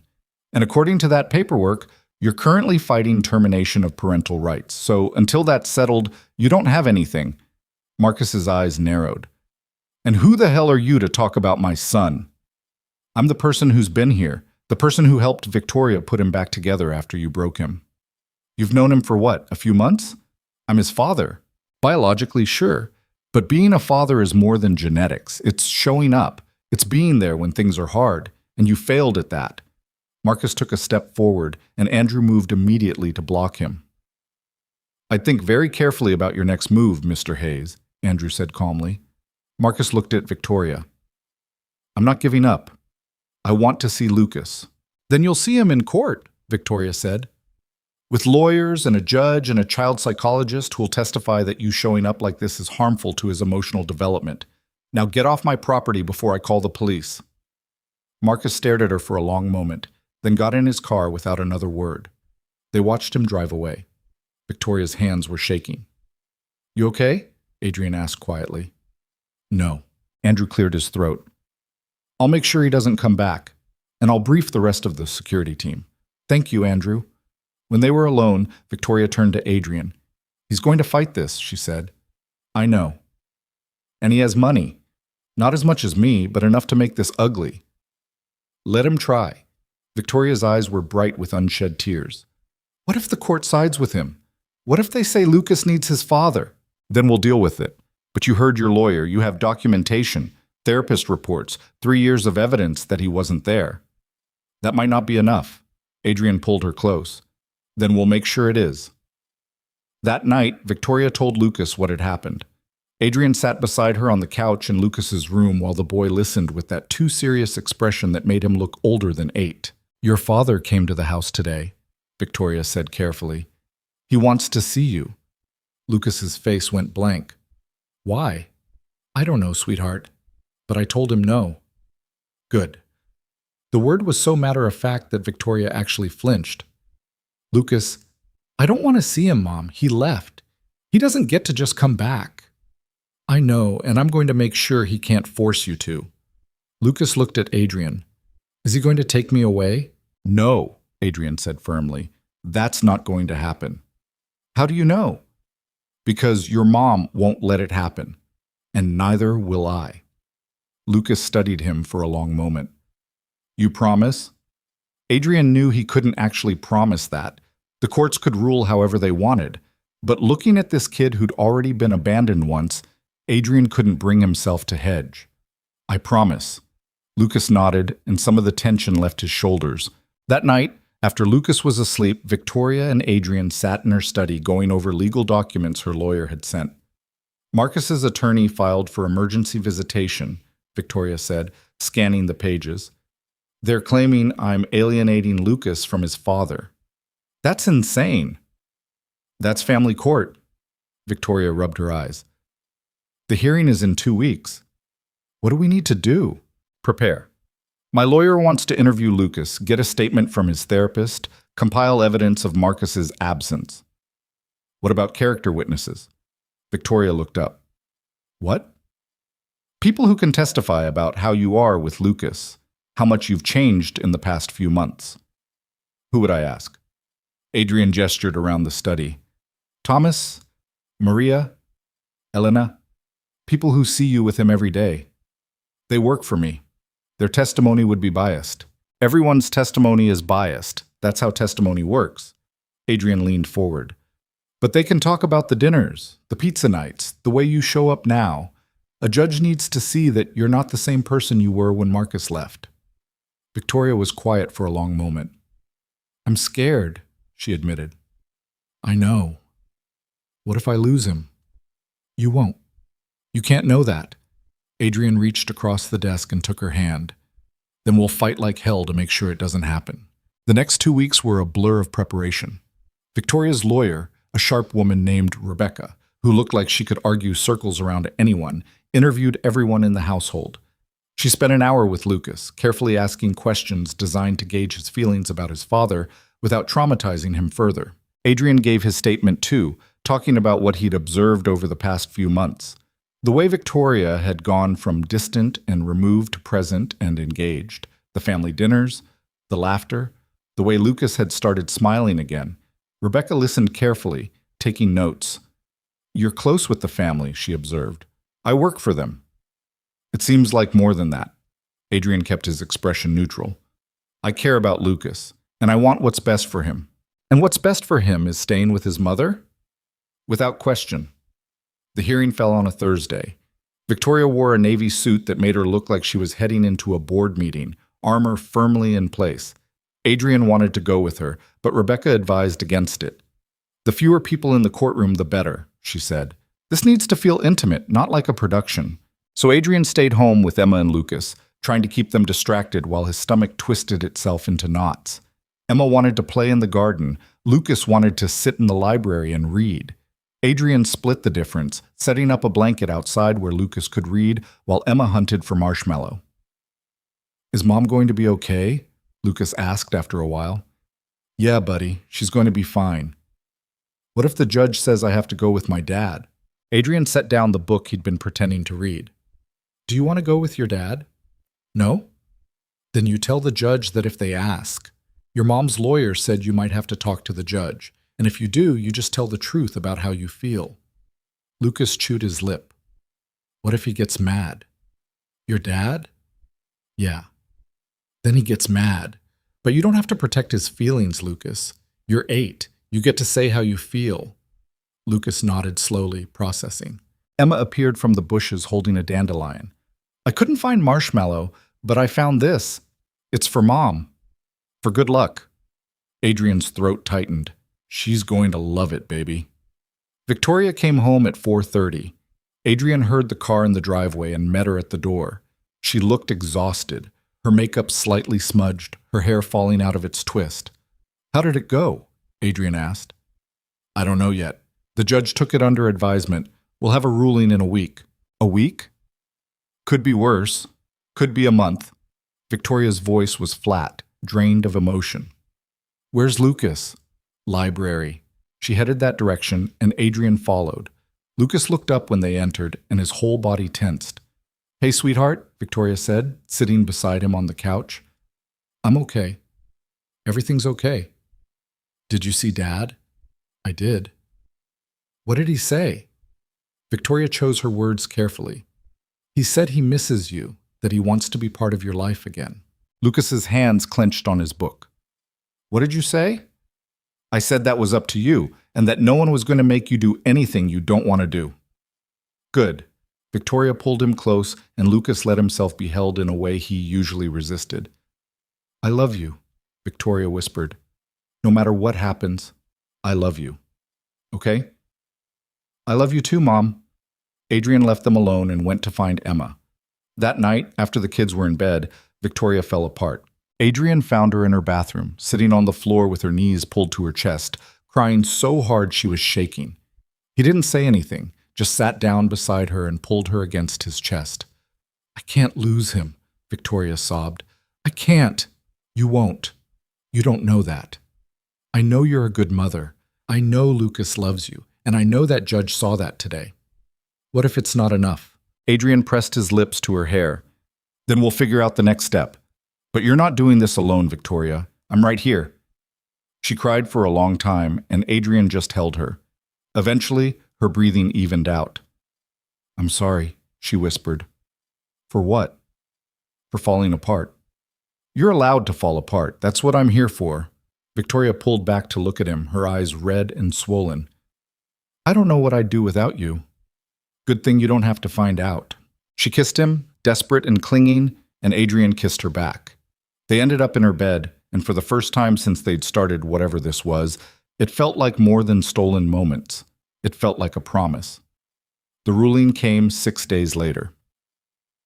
Rebecca called Victoria at 9 in the morning, and Adrian watched her face go carefully blank as she listened. I understand, Victoria said. Thank you, Rebecca. She hung up. Adrian's heart was pounding. What did she say? The judge denied Marcus's petition for visitation, said there was insufficient evidence of a meaningful relationship between father and child, and that forcing contact would be harmful to Lucas's emotional well-being. Adrian let out a breath he hadn't realized he'd been holding. That's good. That's really good. Marcus can appeal, but Rebecca thinks it's unlikely to succeed. Victoria sank into her chair. It's over, for now, at least. Then we'll take the win. Victoria looked up at him, and for the first time in days, she smiled. That afternoon, they told Lucas together. His reaction was subdued, a small nod, a quiet, okay. But Adrian saw the relief in the way his shoulders relaxed. Does this mean he's not coming back? Lucas asked. It means he can't force you to see him, Victoria said. But if you ever change your mind, if you ever want to talk to him, that's your choice, okay? Lucas thought about it. I don't think I will. That's okay too. That night they had pizza again. Emma insisted on making it a celebration, complete with streamers she'd made from construction paper and a card she'd drawn for Victoria that said, Best Mom, in crayon. Lucas added his own drawing, a stick figure family of 4 standing in front of a house. Victoria cried when she saw it. Is that us? She asked. Lucas nodded. You, me, Emma, and Adrian. Victoria looked at Adrian, and he saw the question in her eyes. Is this real? Is this what we are now? Adrian just smiled. Later, when the kids were asleep and the house was quiet, Victoria and Adrian sat on her bedroom balcony, overlooking the gardens. I have to tell you something, Victoria said. Okay. I'm in love with you. The words were simple, but they hit like an earthquake. Adrian turned to look at her. Yeah? Yeah, Victoria's voice was steady now. And I know it's complicated. I know we're still figuring out what this is, but I needed you to know. I'm in love with you too, Adrian said. Have been for a while. How long? Remember that first pizza night when you had flour in your hair and you were laughing at something Emma said? That was months ago. I know. Victoria reached for his hand. What do we do now? We keep going, one day at a time. And when people find out, then they find out. Adrian squeezed her hand. I'm not hiding this forever, Victoria. Eventually, we're going to have to tell the kids, and the staff, and whoever else needs to know. I know. She leaned her head on his shoulder. I'm just scared. Of what? Of screwing this up, of losing you. You're not going to lose me. Promise? Adrian turned and kissed her, soft and slow. I promise. The secret lasted another month. Adrian started culinary school in September, and the rhythm of their lives shifted again. 3 nights a week, he'd leave after dinner to sit in a classroom that smelled like caramelized sugar and roasting meat, learning techniques he'd forgotten and discovering new ones he'd never known existed. Saturday mornings were spent in the teaching kitchen, practicing knife skills and plate presentation while his instructor, a former Michelin-starred chef named Philippe, who'd retired to teach, critiqued every movement. It was exhausting. It was incredible. Victoria rearranged her schedule to be home on the nights Adrian had class, taking over bedtime routines with a determination that would have been funny if it wasn't so earnest. She read Emma the same rabbit story Adrian had been reading for months, stumbling over the voices but trying anyway. She helped Lucas with homework, sitting beside him at the kitchen table and working through math problems with the same focus she brought to quarterly earnings reports. The kids adjusted. Emma started calling Victoria Miss V instead of Ms. Sterling, which somehow felt significant. Lucas began leaving his bedroom door open more often, a silent invitation that Victoria took every time. And Adrian fell more in love with her every single day. The breaking point came on a Friday in late October. Adrian had just gotten home from class, tired and smelling like garlic and brown butter, when he found Lucas sitting alone in the dark kitchen. "Hey, buddy, what are you doing up?" Lucas shrugged. "Couldn't sleep." Adrian flipped on the light and immediately noticed Lucas's red-rimmed eyes. "What's wrong?" "Nothing." "Lucas." The boy's jaw trembled. Kids at school were talking about their dads, about this thing on Sunday where fathers and sons do activities together. And I said I wasn't going because I don't have a dad. And Tyler Morrison said that's stupid because everyone has a dad. And I told him mine left. And then he said, Lucas's voice cracked, "He said my dad must not have loved me very much if he left." Adrian's heart shattered. He sat down beside Lucas and pulled him close. "That kid doesn't know what he's talking about." "But what if he's right?" "He's not. Your dad leaving had nothing to do with you. That was about him, about his own problems." "Then why does it feel like it was my fault?" Adrian thought about Caroline, about the years he'd spent wondering what he could have done differently, about the guilt that still crept in sometimes, whispering that he should have been enough to make her stay. "Because that's what abandonment does," Adrian said quietly. "It makes you think you weren't worth staying for. But that's a lie, Lucas. You are worth it. You've always been worth it." Lucas wiped his eyes. "I wish you were my dad." The words hit Adrian like a physical blow. "Lucas, I know you're not. I know you're just the house manager. But you're here. And you help with homework and you make terrible jokes and you don't leave." Lucas looked up at him. "That's what dads are supposed to do, right?" Adrian's throat was too tight to speak. Before he could figure out what to say, Victoria appeared in the doorway. She'd clearly been on her way to bed, hair down, wearing pajamas Adrian had never seen her in, no makeup. She looked young and vulnerable and completely frozen as she took in the scene. "Lucas, baby, what's wrong?" she asked. Lucas turned to her. "Can Adrian be my dad?" Victoria's eyes went wide. "I mean, not like officially," Lucas continued quickly, "but like, can he come to the father-son thing at school? Because I don't want to be the only kid without someone." Adrian watched Victoria process this, saw the emotions flicker across her face too quickly to name. "That's not really how it works, sweetheart," she said carefully. "Why not?" "Because Adrian works for us. He's not family." The words were meant to be explanatory, but they landed like stones. Lucas's face crumpled. "Right. Okay." He stood up and headed for the stairs, and Victoria called after him. "Lucas, wait." But he was already gone. Victoria sank into the chair Lucas had vacated and put her head in her hands. "I handled that badly," she said. "Yeah. I panicked." "I know." Victoria looked up at him. "What was I supposed to say? That you're more than an employee? That we're—" She gestured helplessly between them. "Whatever this is." "Maybe." To our 8-year-old son, Adrian's heart caught on the word our, but he pushed it aside. He already knows something's different. Kids aren't stupid. But if we tell him, then we tell him, and we deal with whatever comes next. Victoria stood abruptly. "I need to think." She left, and Adrian sat alone in the kitchen, wondering if he'd just watched everything fall apart. The next morning, Victoria was gone before breakfast. Elena said she'd left for an emergency board meeting, but Adrian suspected it was more about avoidance than actual emergency. He made pancakes for Emma and Lucas, though Lucas barely touched his. "Is Mom mad at me?" Lucas asked quietly. "No, buddy. She's not mad." "Then why did she leave?" "Because sometimes adults need space to figure things out." Lucas pushed his pancakes around his plate. "I shouldn't have asked about the dad thing." "Hey." Adrian waited until Lucas looked at him. "You didn't do anything wrong. You asked for what you needed. That's brave." It didn't feel brave. The best kinds of brave usually don't. Emma, oblivious to the tension, launched into a story about a dream she'd had involving Marshmallow learning to fly, and Adrian let the conversation shift. But his mind was racing. Victoria came home late that afternoon carrying a leather folder and wearing an expression Adrian couldn't read. "Can we talk?" she asked. "All of us. You, me, and Lucas."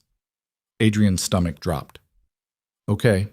They gathered in the living room, Lucas on the couch looking nervous, Adrian in the chair across from him, Victoria standing by the window like she was preparing to deliver bad news. "Lucas?" Victoria started, then stopped. She took a breath and tried again. "I owe you an apology. What I said last night was wrong." Lucas blinked. "What?" "I said Adrian wasn't family, but that's not true." Victoria's voice was shaking slightly. "He is family. Maybe not in the traditional sense, but in every way that matters." Adrian's heart was pounding. Victoria crossed to the couch and sat beside Lucas. "I've been scared to tell you this because I didn't want to confuse you or make things more complicated, but Adrian and I, we care about each other, a lot. And I think we have for a while now." Lucas looked between them. "Like, you're dating?" "Something like that." "Oh." Lucas processed this. "Is that why you've been smiling more?" Victoria laughed, surprised. "Maybe." "And why Adrian stays up late talking to you? You noticed that?" "I'm 8, not blind." Adrian bit back a smile. Lucas turned to Adrian. "So does this mean you're going to be my dad?" "I don't know," Adrian said honestly. "That's not really my decision to make alone." "But you want to be?" Adrian looked at Victoria, then back at Lucas. "Yeah, buddy, I do." Lucas nodded slowly. "Okay. Can you come to the father-son thing on Sunday?" "Absolutely." "Cool." Lucas stood up. "Can I go now? Emma's probably destroying the garden looking for rabbit holes." Victoria laughed again. "Yeah, go ahead." Lucas left, and suddenly it was just the two of them. "That went better than I expected," Adrian said. "He's a resilient kid." Victoria opened the leather folder she'd been holding. "I need to show you something." Inside were legal documents, lots of them. "I met with my lawyer this morning," Victoria said. "Asked her about adoption procedures. What it would take for you to legally adopt Lucas." Adrian's breath caught. "Victoria, it's complicated because you're not my spouse. But she said if we were married, it would be straightforward. You'd adopt Lucas, I'd adopt Emma, and we'd be a legal family." "Are you—" Adrian's voice came out hoarse. "Are you proposing?" "No, not yet." Victoria set the folder aside. "But I'm saying I've thought about it. I've thought about all of it. What it would mean, what we'd be building. And I'm terrified because this isn't just about us anymore. It's about Emma and Lucas, and what happens if we screw this up?" "We might screw it up," Adrian said. "Probably will, at some point." "That doesn't scare you?" "It scares me to death. But the alternative, walking away, pretending this isn't real, that scares me more." Victoria moved to sit beside him. "I've spent my whole life controlling things, building things, making sure everything fits into perfect boxes. But this doesn't fit into a box, Adrian. This is messy and complicated and nothing like what I planned." "I know. But I don't want to give it up." "Then don't." Victoria took his hand. "I'm going to talk to the kids. Really talk to them. Make sure they understand what this means. And if they're okay with it, if everyone's okay with it, then we figure out the next steps, together." "Okay. You're sure about this? About all of it?" Adrian thought about the past 6 months, about the mansion that had become a home, about Lucas's rare smiles and Emma's constant chatter and Victoria's soft laugh when she thought no one was listening. "I've never been more sure of anything," he said. Victoria kissed him, and for the first time, it didn't feel like they were hiding. That night, Victoria sat down with Lucas and Emma separately. Adrian stayed out of it, giving her space to have the conversations that needed to happen. But later, Victoria told him what was said. Lucas had been matter of fact. So you and Adrian are going to get married? Maybe, eventually, if that's something everyone wants. And then he'd be my stepdad? Yes. Lucas had thought about it for exactly 10 seconds. Okay, that's good. Emma's reaction had been more dramatic. She'd squealed, hugged Victoria so hard they both nearly fell over, and immediately started planning a wedding that involved at least 100 rabbits. She's going to be disappointed, Victoria said, laughing as she recounted the conversation. Because I'm not having 100 rabbits at my wedding. Our wedding, Adrian corrected. Victoria's smile softened. Our wedding. The father-son event at Lucas's school was awkward in the way all school events are awkward. Adrian showed up in jeans and a button-down, feeling completely out of place among the other fathers in their business, casual, and easy confidence. But Lucas grabbed his hand the moment he arrived and didn't let go. They built birdhouses together, terrible lopsided things that would probably fall apart in the first strong wind. Lucas was meticulous, measuring everything twice, while Adrian mostly just tried not to hit his thumb with the hammer. This looks awful, Lucas said, surveying their work. It's perfect, Adrian countered. Birds are going to hate it. Birds don't care about aesthetics. They care about shelter. Lucas grinned. You sound like a teacher. I'm going to be a chef, not a teacher. Chefs teach people how to eat good food. That's kind of the same thing. Adrian ruffled Lucas's hair, and the kid didn't even pull away. Afterward, as they were leaving, another father approached. Your son did great work today. Adrian opened his mouth to correct him, but Lucas cut in first. Thanks. My dad's really good at building stuff. The man nodded and walked away. Adrian looked down at Lucas, who was studiously avoiding eye contact. Buddy. I know you're not officially my dad yet, Lucas said quietly, but it feels true, so I just said it. Adrian's chest felt too full. That okay with you? Me being your dad? Lucas finally looked up at him. Yeah, it's really okay. They drove home in comfortable silence, and Adrian thought about how much had changed in 6 months, how far they'd all come from that first awkward dinner. That evening, while helping Emma with a school project about families, she asked the question Adrian had been waiting for. Is Miss V going to be my mom? Adrian set down the glue stick. Would you want that? Emma chewed on her lip. I already have a mom. She just isn't here anymore. I know, baby. But Miss V is here. And she reads me stories and helps me look for rabbits, and she makes really bad pancakes, but she tries really hard. Adrian smiled. She does try hard. So can I have 2 moms? One who was my mom before, and one who's my mom now? Yeah, baby. You can have 2 moms. Emma nodded, satisfied. Okay, then yes. I want Miss V to be my now mom. Adrian pulled her close and held on tight. November brought the first snow and a surprise visit from Victoria's mother. Catherine Sterling was in her early 60s, impeccably dressed, and carried herself with the same controlled elegance as her daughter. She arrived unannounced on a Tuesday afternoon, sweeping through the front door like she owned the place, which, Adrian supposed, she technically had at one point. Victoria, darling, Catherine said, air-kissing her daughter's cheeks. You look tired. Are you sleeping enough? Hello, Mother. This is unexpected. I was in Denver for a charity luncheon and thought I'd stop by. Catherine's sharp eyes landed on Adrian. And who is this? Adrian Cole. He manages the household. Catherine's eyebrow raised a fraction. How domestic. Adrian bit back a dozen responses and settled for, Nice to meet you, Mrs. Sterling. It's Miss Sterling. I've been divorced for 15 years. She turned back to Victoria. Where's my grandson? School. He'll be home at 3. Good, I'll wait. Dinner that night was excruciating.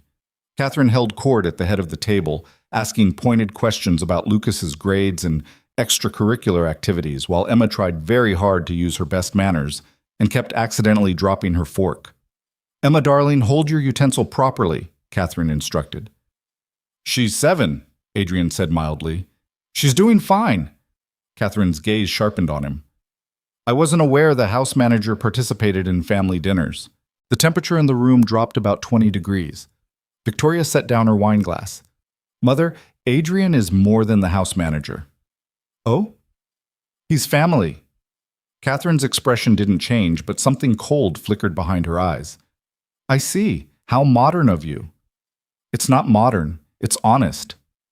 And does Marcus know about this arrangement? Marcus has no say in my life anymore. He's Lucas's father. Biologically, but he hasn't acted like a father in 3 years. Victoria's voice was steel now. Adrian has been more of a father to Lucas in 6 months than Marcus ever was. Catherine dabbed her mouth with her napkin. Forgive me for being concerned about my grandson being raised by the help. Adrian's hands clenched under the table, but Victoria beat him to the response.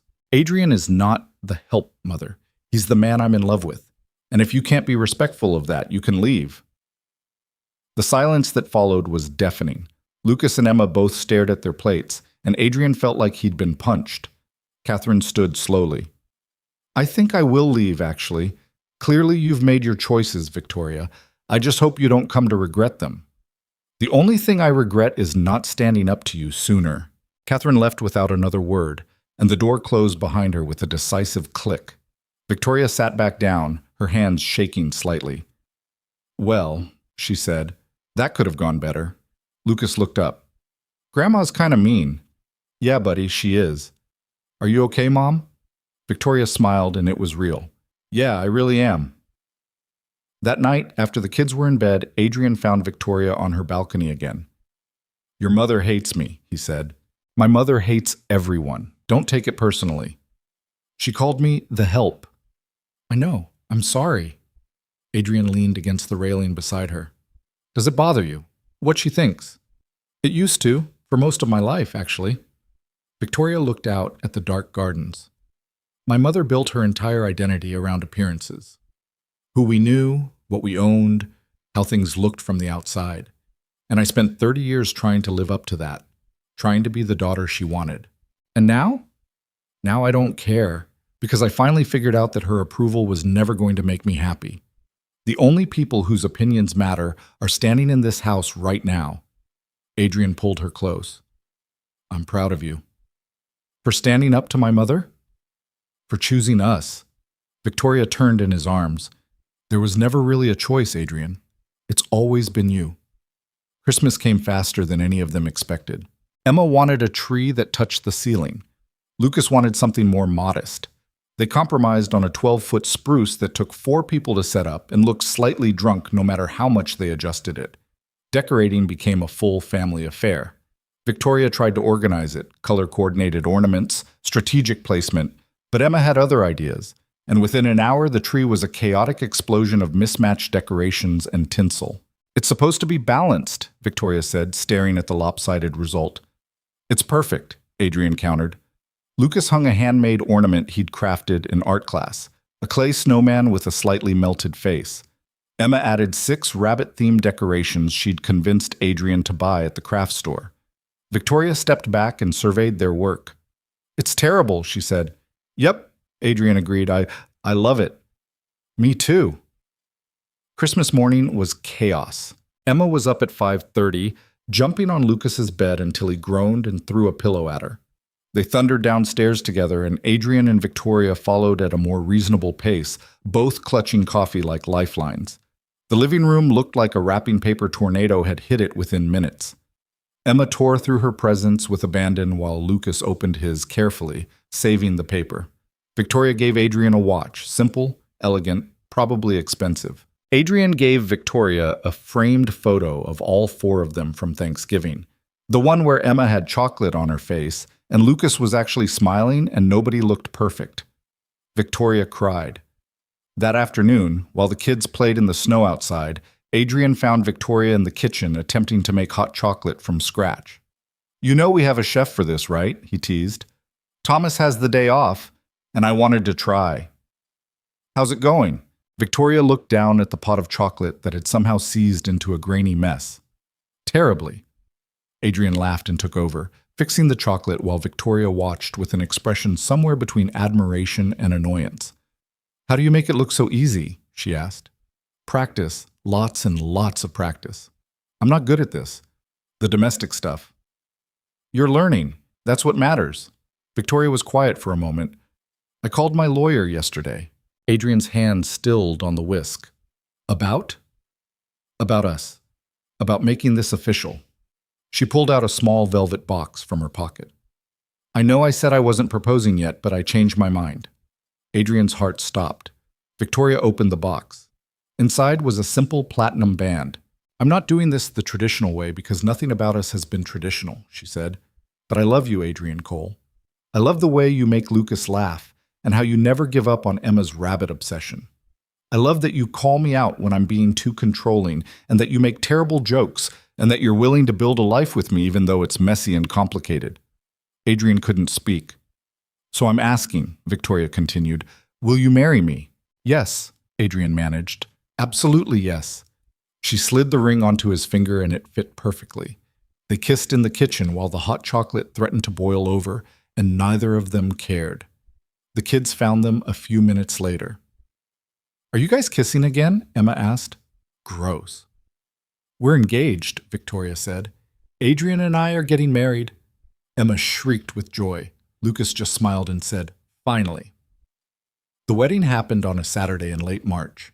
Not a big production with hundreds of guests and photographers, just a small ceremony in the garden with the people who mattered. Thomas officiated, having gotten ordained online specifically for the occasion. Maria cried through the entire thing.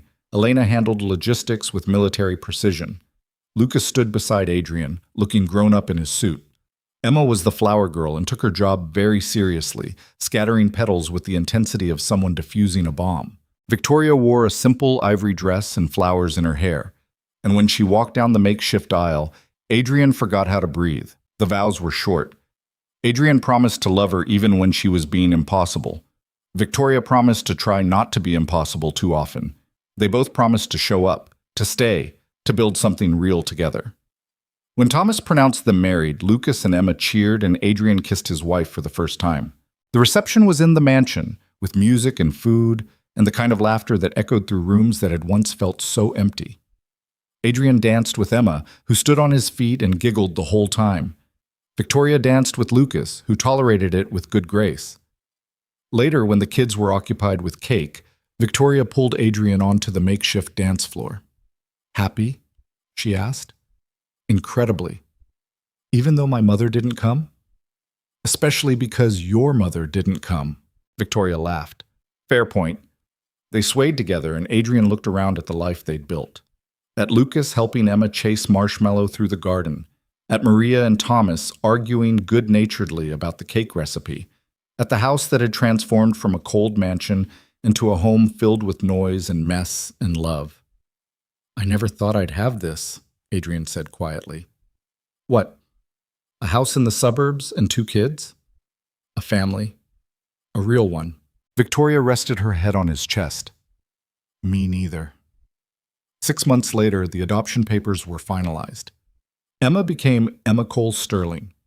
Lucas became Lucas Cole Sterling. And on a random Tuesday afternoon, they all went to the courthouse and made it official. The judge asked Lucas if he understood what adoption meant. It means Adrian is my dad for real, Lucas said.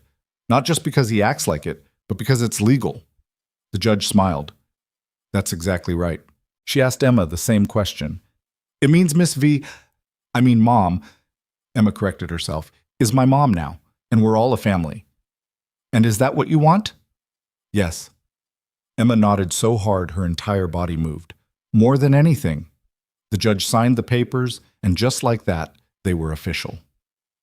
Walking out of the courthouse, Adrian carried the paperwork that proved what he'd already known for months.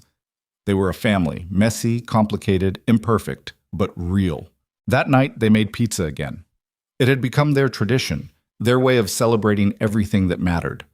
Lucas had gotten better at stretching the dough, though he still preferred measuring ingredients with scientific precision.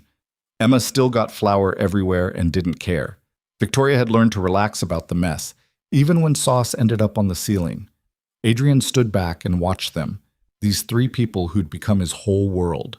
Dad, you're burning the crust, Lucas called. Dad. Adrian would never get tired of hearing that. On it, he said, pulling the pizza from the oven. They ate together, crammed around the kitchen island instead of the formal dining room, talking over each other and laughing at Emma's story about Marshmallow's latest adventure. Later, after the kids were in bed, Adrian and Victoria cleaned up together. I have something to tell you, Victoria said, drying a plate. Okay. I'm stepping back from Sterling Innovations. Adrian stopped mid-scrub. What? Not completely, but I'm bringing in a COO to handle day-to-day operations. I'll stay on as CEO, but with reduced hours. She set down the towel. I don't want to miss this, Adrian. The kids growing up, your culinary career, Friday night pizza. I spent so long building a company that I forgot to build a life. Are you sure? Completely. The company will be fine. Better than fine. But I only get one chance to be Lucas and Emma's mom. Only one chance to be your wife. She smiled. I'm choosing us. Adrian pulled her close and kissed her. I love you. I love you too. A year after the wedding, Adrian graduated from culinary school at the top of his class. Victoria threw him a party, and the house filled with friends and former classmates and instructors who all wanted to know what his plans were. The answer came 3 months later when they opened Second Chances. It was a small restaurant, cozy and warm, nothing like the high-end establishments Philippe had worked in. They served comfort food elevated just enough to feel special. Homemade pasta, roasted chicken, fresh bread. And on Sundays, they offered a special family-style dinner that included homemade pizza. Victoria handled the business side. Adrian ran the kitchen. And every Friday night, without fail, they closed early and brought Lucas and Emma in to make pizza together. The restaurant became a fixture in the neighborhood. People came for the food, but stayed for the atmosphere, for the feeling that they were eating in someone's home rather than just another restaurant. Critics called it charmingly unpretentious. Customers called it their favorite place in Denver. Adrian just called it home. 5 years after that first spilled cleaning card in the marble hallway, Adrian stood in the restaurant kitchen finishing up the night's service. Lucas was 15 now, tall and confident in a way that still surprised Adrian sometimes. He'd started helping at the restaurant on weekends, proving to have a natural talent for front-of-house work. Emma was 12, still obsessed with rabbits, but now also interested in photography. She'd been documenting the restaurant since it opened, building a portfolio that was actually impressive. Victoria walked into the kitchen, having just finished balancing the books in the office. "Good night?" she asked. "Great night. We're completely booked for next weekend." "I know, I'm going to need to hire more servers." Adrian pulled her close, not caring that he smelled like garlic and olive oil. "Remember when you offered me a job managing your household? I remember you spilling cleaning supplies everywhere and bleeding on my floor." "I did not bleed on your floor. It was barely a scratch." "You were bleeding." "The point," Adrian said, kissing her, "is that I'm glad I said yes, even though I was terrifying, especially because you were terrifying." Victoria laughed. "We should get home. Emma has a project due tomorrow that she definitely hasn't finished. And Lucas probably hasn't done his calculus homework." Naturally. They locked up the restaurant and drove home together. This life they'd built somehow both exactly what Adrian had dreamed of and nothing like he'd ever imagined. The mansion was lit up when they arrived, and through the windows Adrian could see Emma sprawled on the living room floor with art supplies everywhere, while Lucas sat at the dining table with his laptop and a calculator. "They're disasters," Victoria said fondly. "Our disasters." "Yeah, ours." They walked inside together, and the house erupted in noise. Emma needed help with perspective in her drawing. Lucas was stuck on a problem and getting frustrated. There were dishes in the sink and school books scattered across every surface, and someone had left wet towels on the bathroom floor. It was messy and chaotic and absolutely perfect.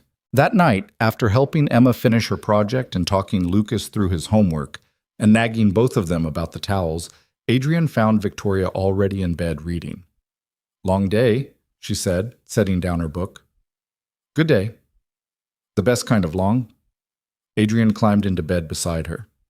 "Did you ever think we'd end up here?" "Where, specifically?" "All of it. The restaurant, the kids, this life." Victoria thought about it. "No. When I hired you, I thought I was getting a competent employee. Maybe someone who could help me figure out how to connect with Lucas. And instead I got a family, A real one. She turned to face him. You know what the scary part is? What? I almost didn't offer you the job. I saw you in that hallway, bleeding and apologizing, and my first instinct was to just walk away. Let someone else handle it. Why didn't you? Because something about you made me stop. Made me pay attention. Victoria touched his face. Best decision I ever made. Second best, Adrian corrected. The pizza nights were the best decision. Victoria laughed and kissed him, and somewhere down the hall, one of the kids yelled for them to keep it down, and the house settled into the comfortable noise of a family that had found each other against all odds. Years later, when people asked Adrian about his life, about how a single father working double shifts ended up married to one of the most successful businesswomen in Denver, he never knew quite what to say. The truth was too complicated for casual conversation. It involved spilled cleaning supplies and grief, and taking chances on people who seemed impossible. It involved learning that family wasn't about biology or perfection, but about showing up even when things got hard. It involved understanding that sometimes the best things in life came from the moments when everything fell apart. So instead, Adrian would smile and say, "We got lucky." And Victoria, standing beside him, would squeeze his hand and add, "Incredibly lucky." Because that's what love was, in the end. Not the absence of struggle or the guarantee of easy. It was choosing to build something real with another imperfect person and hoping like hell it would be enough. And for them, it was. It really was.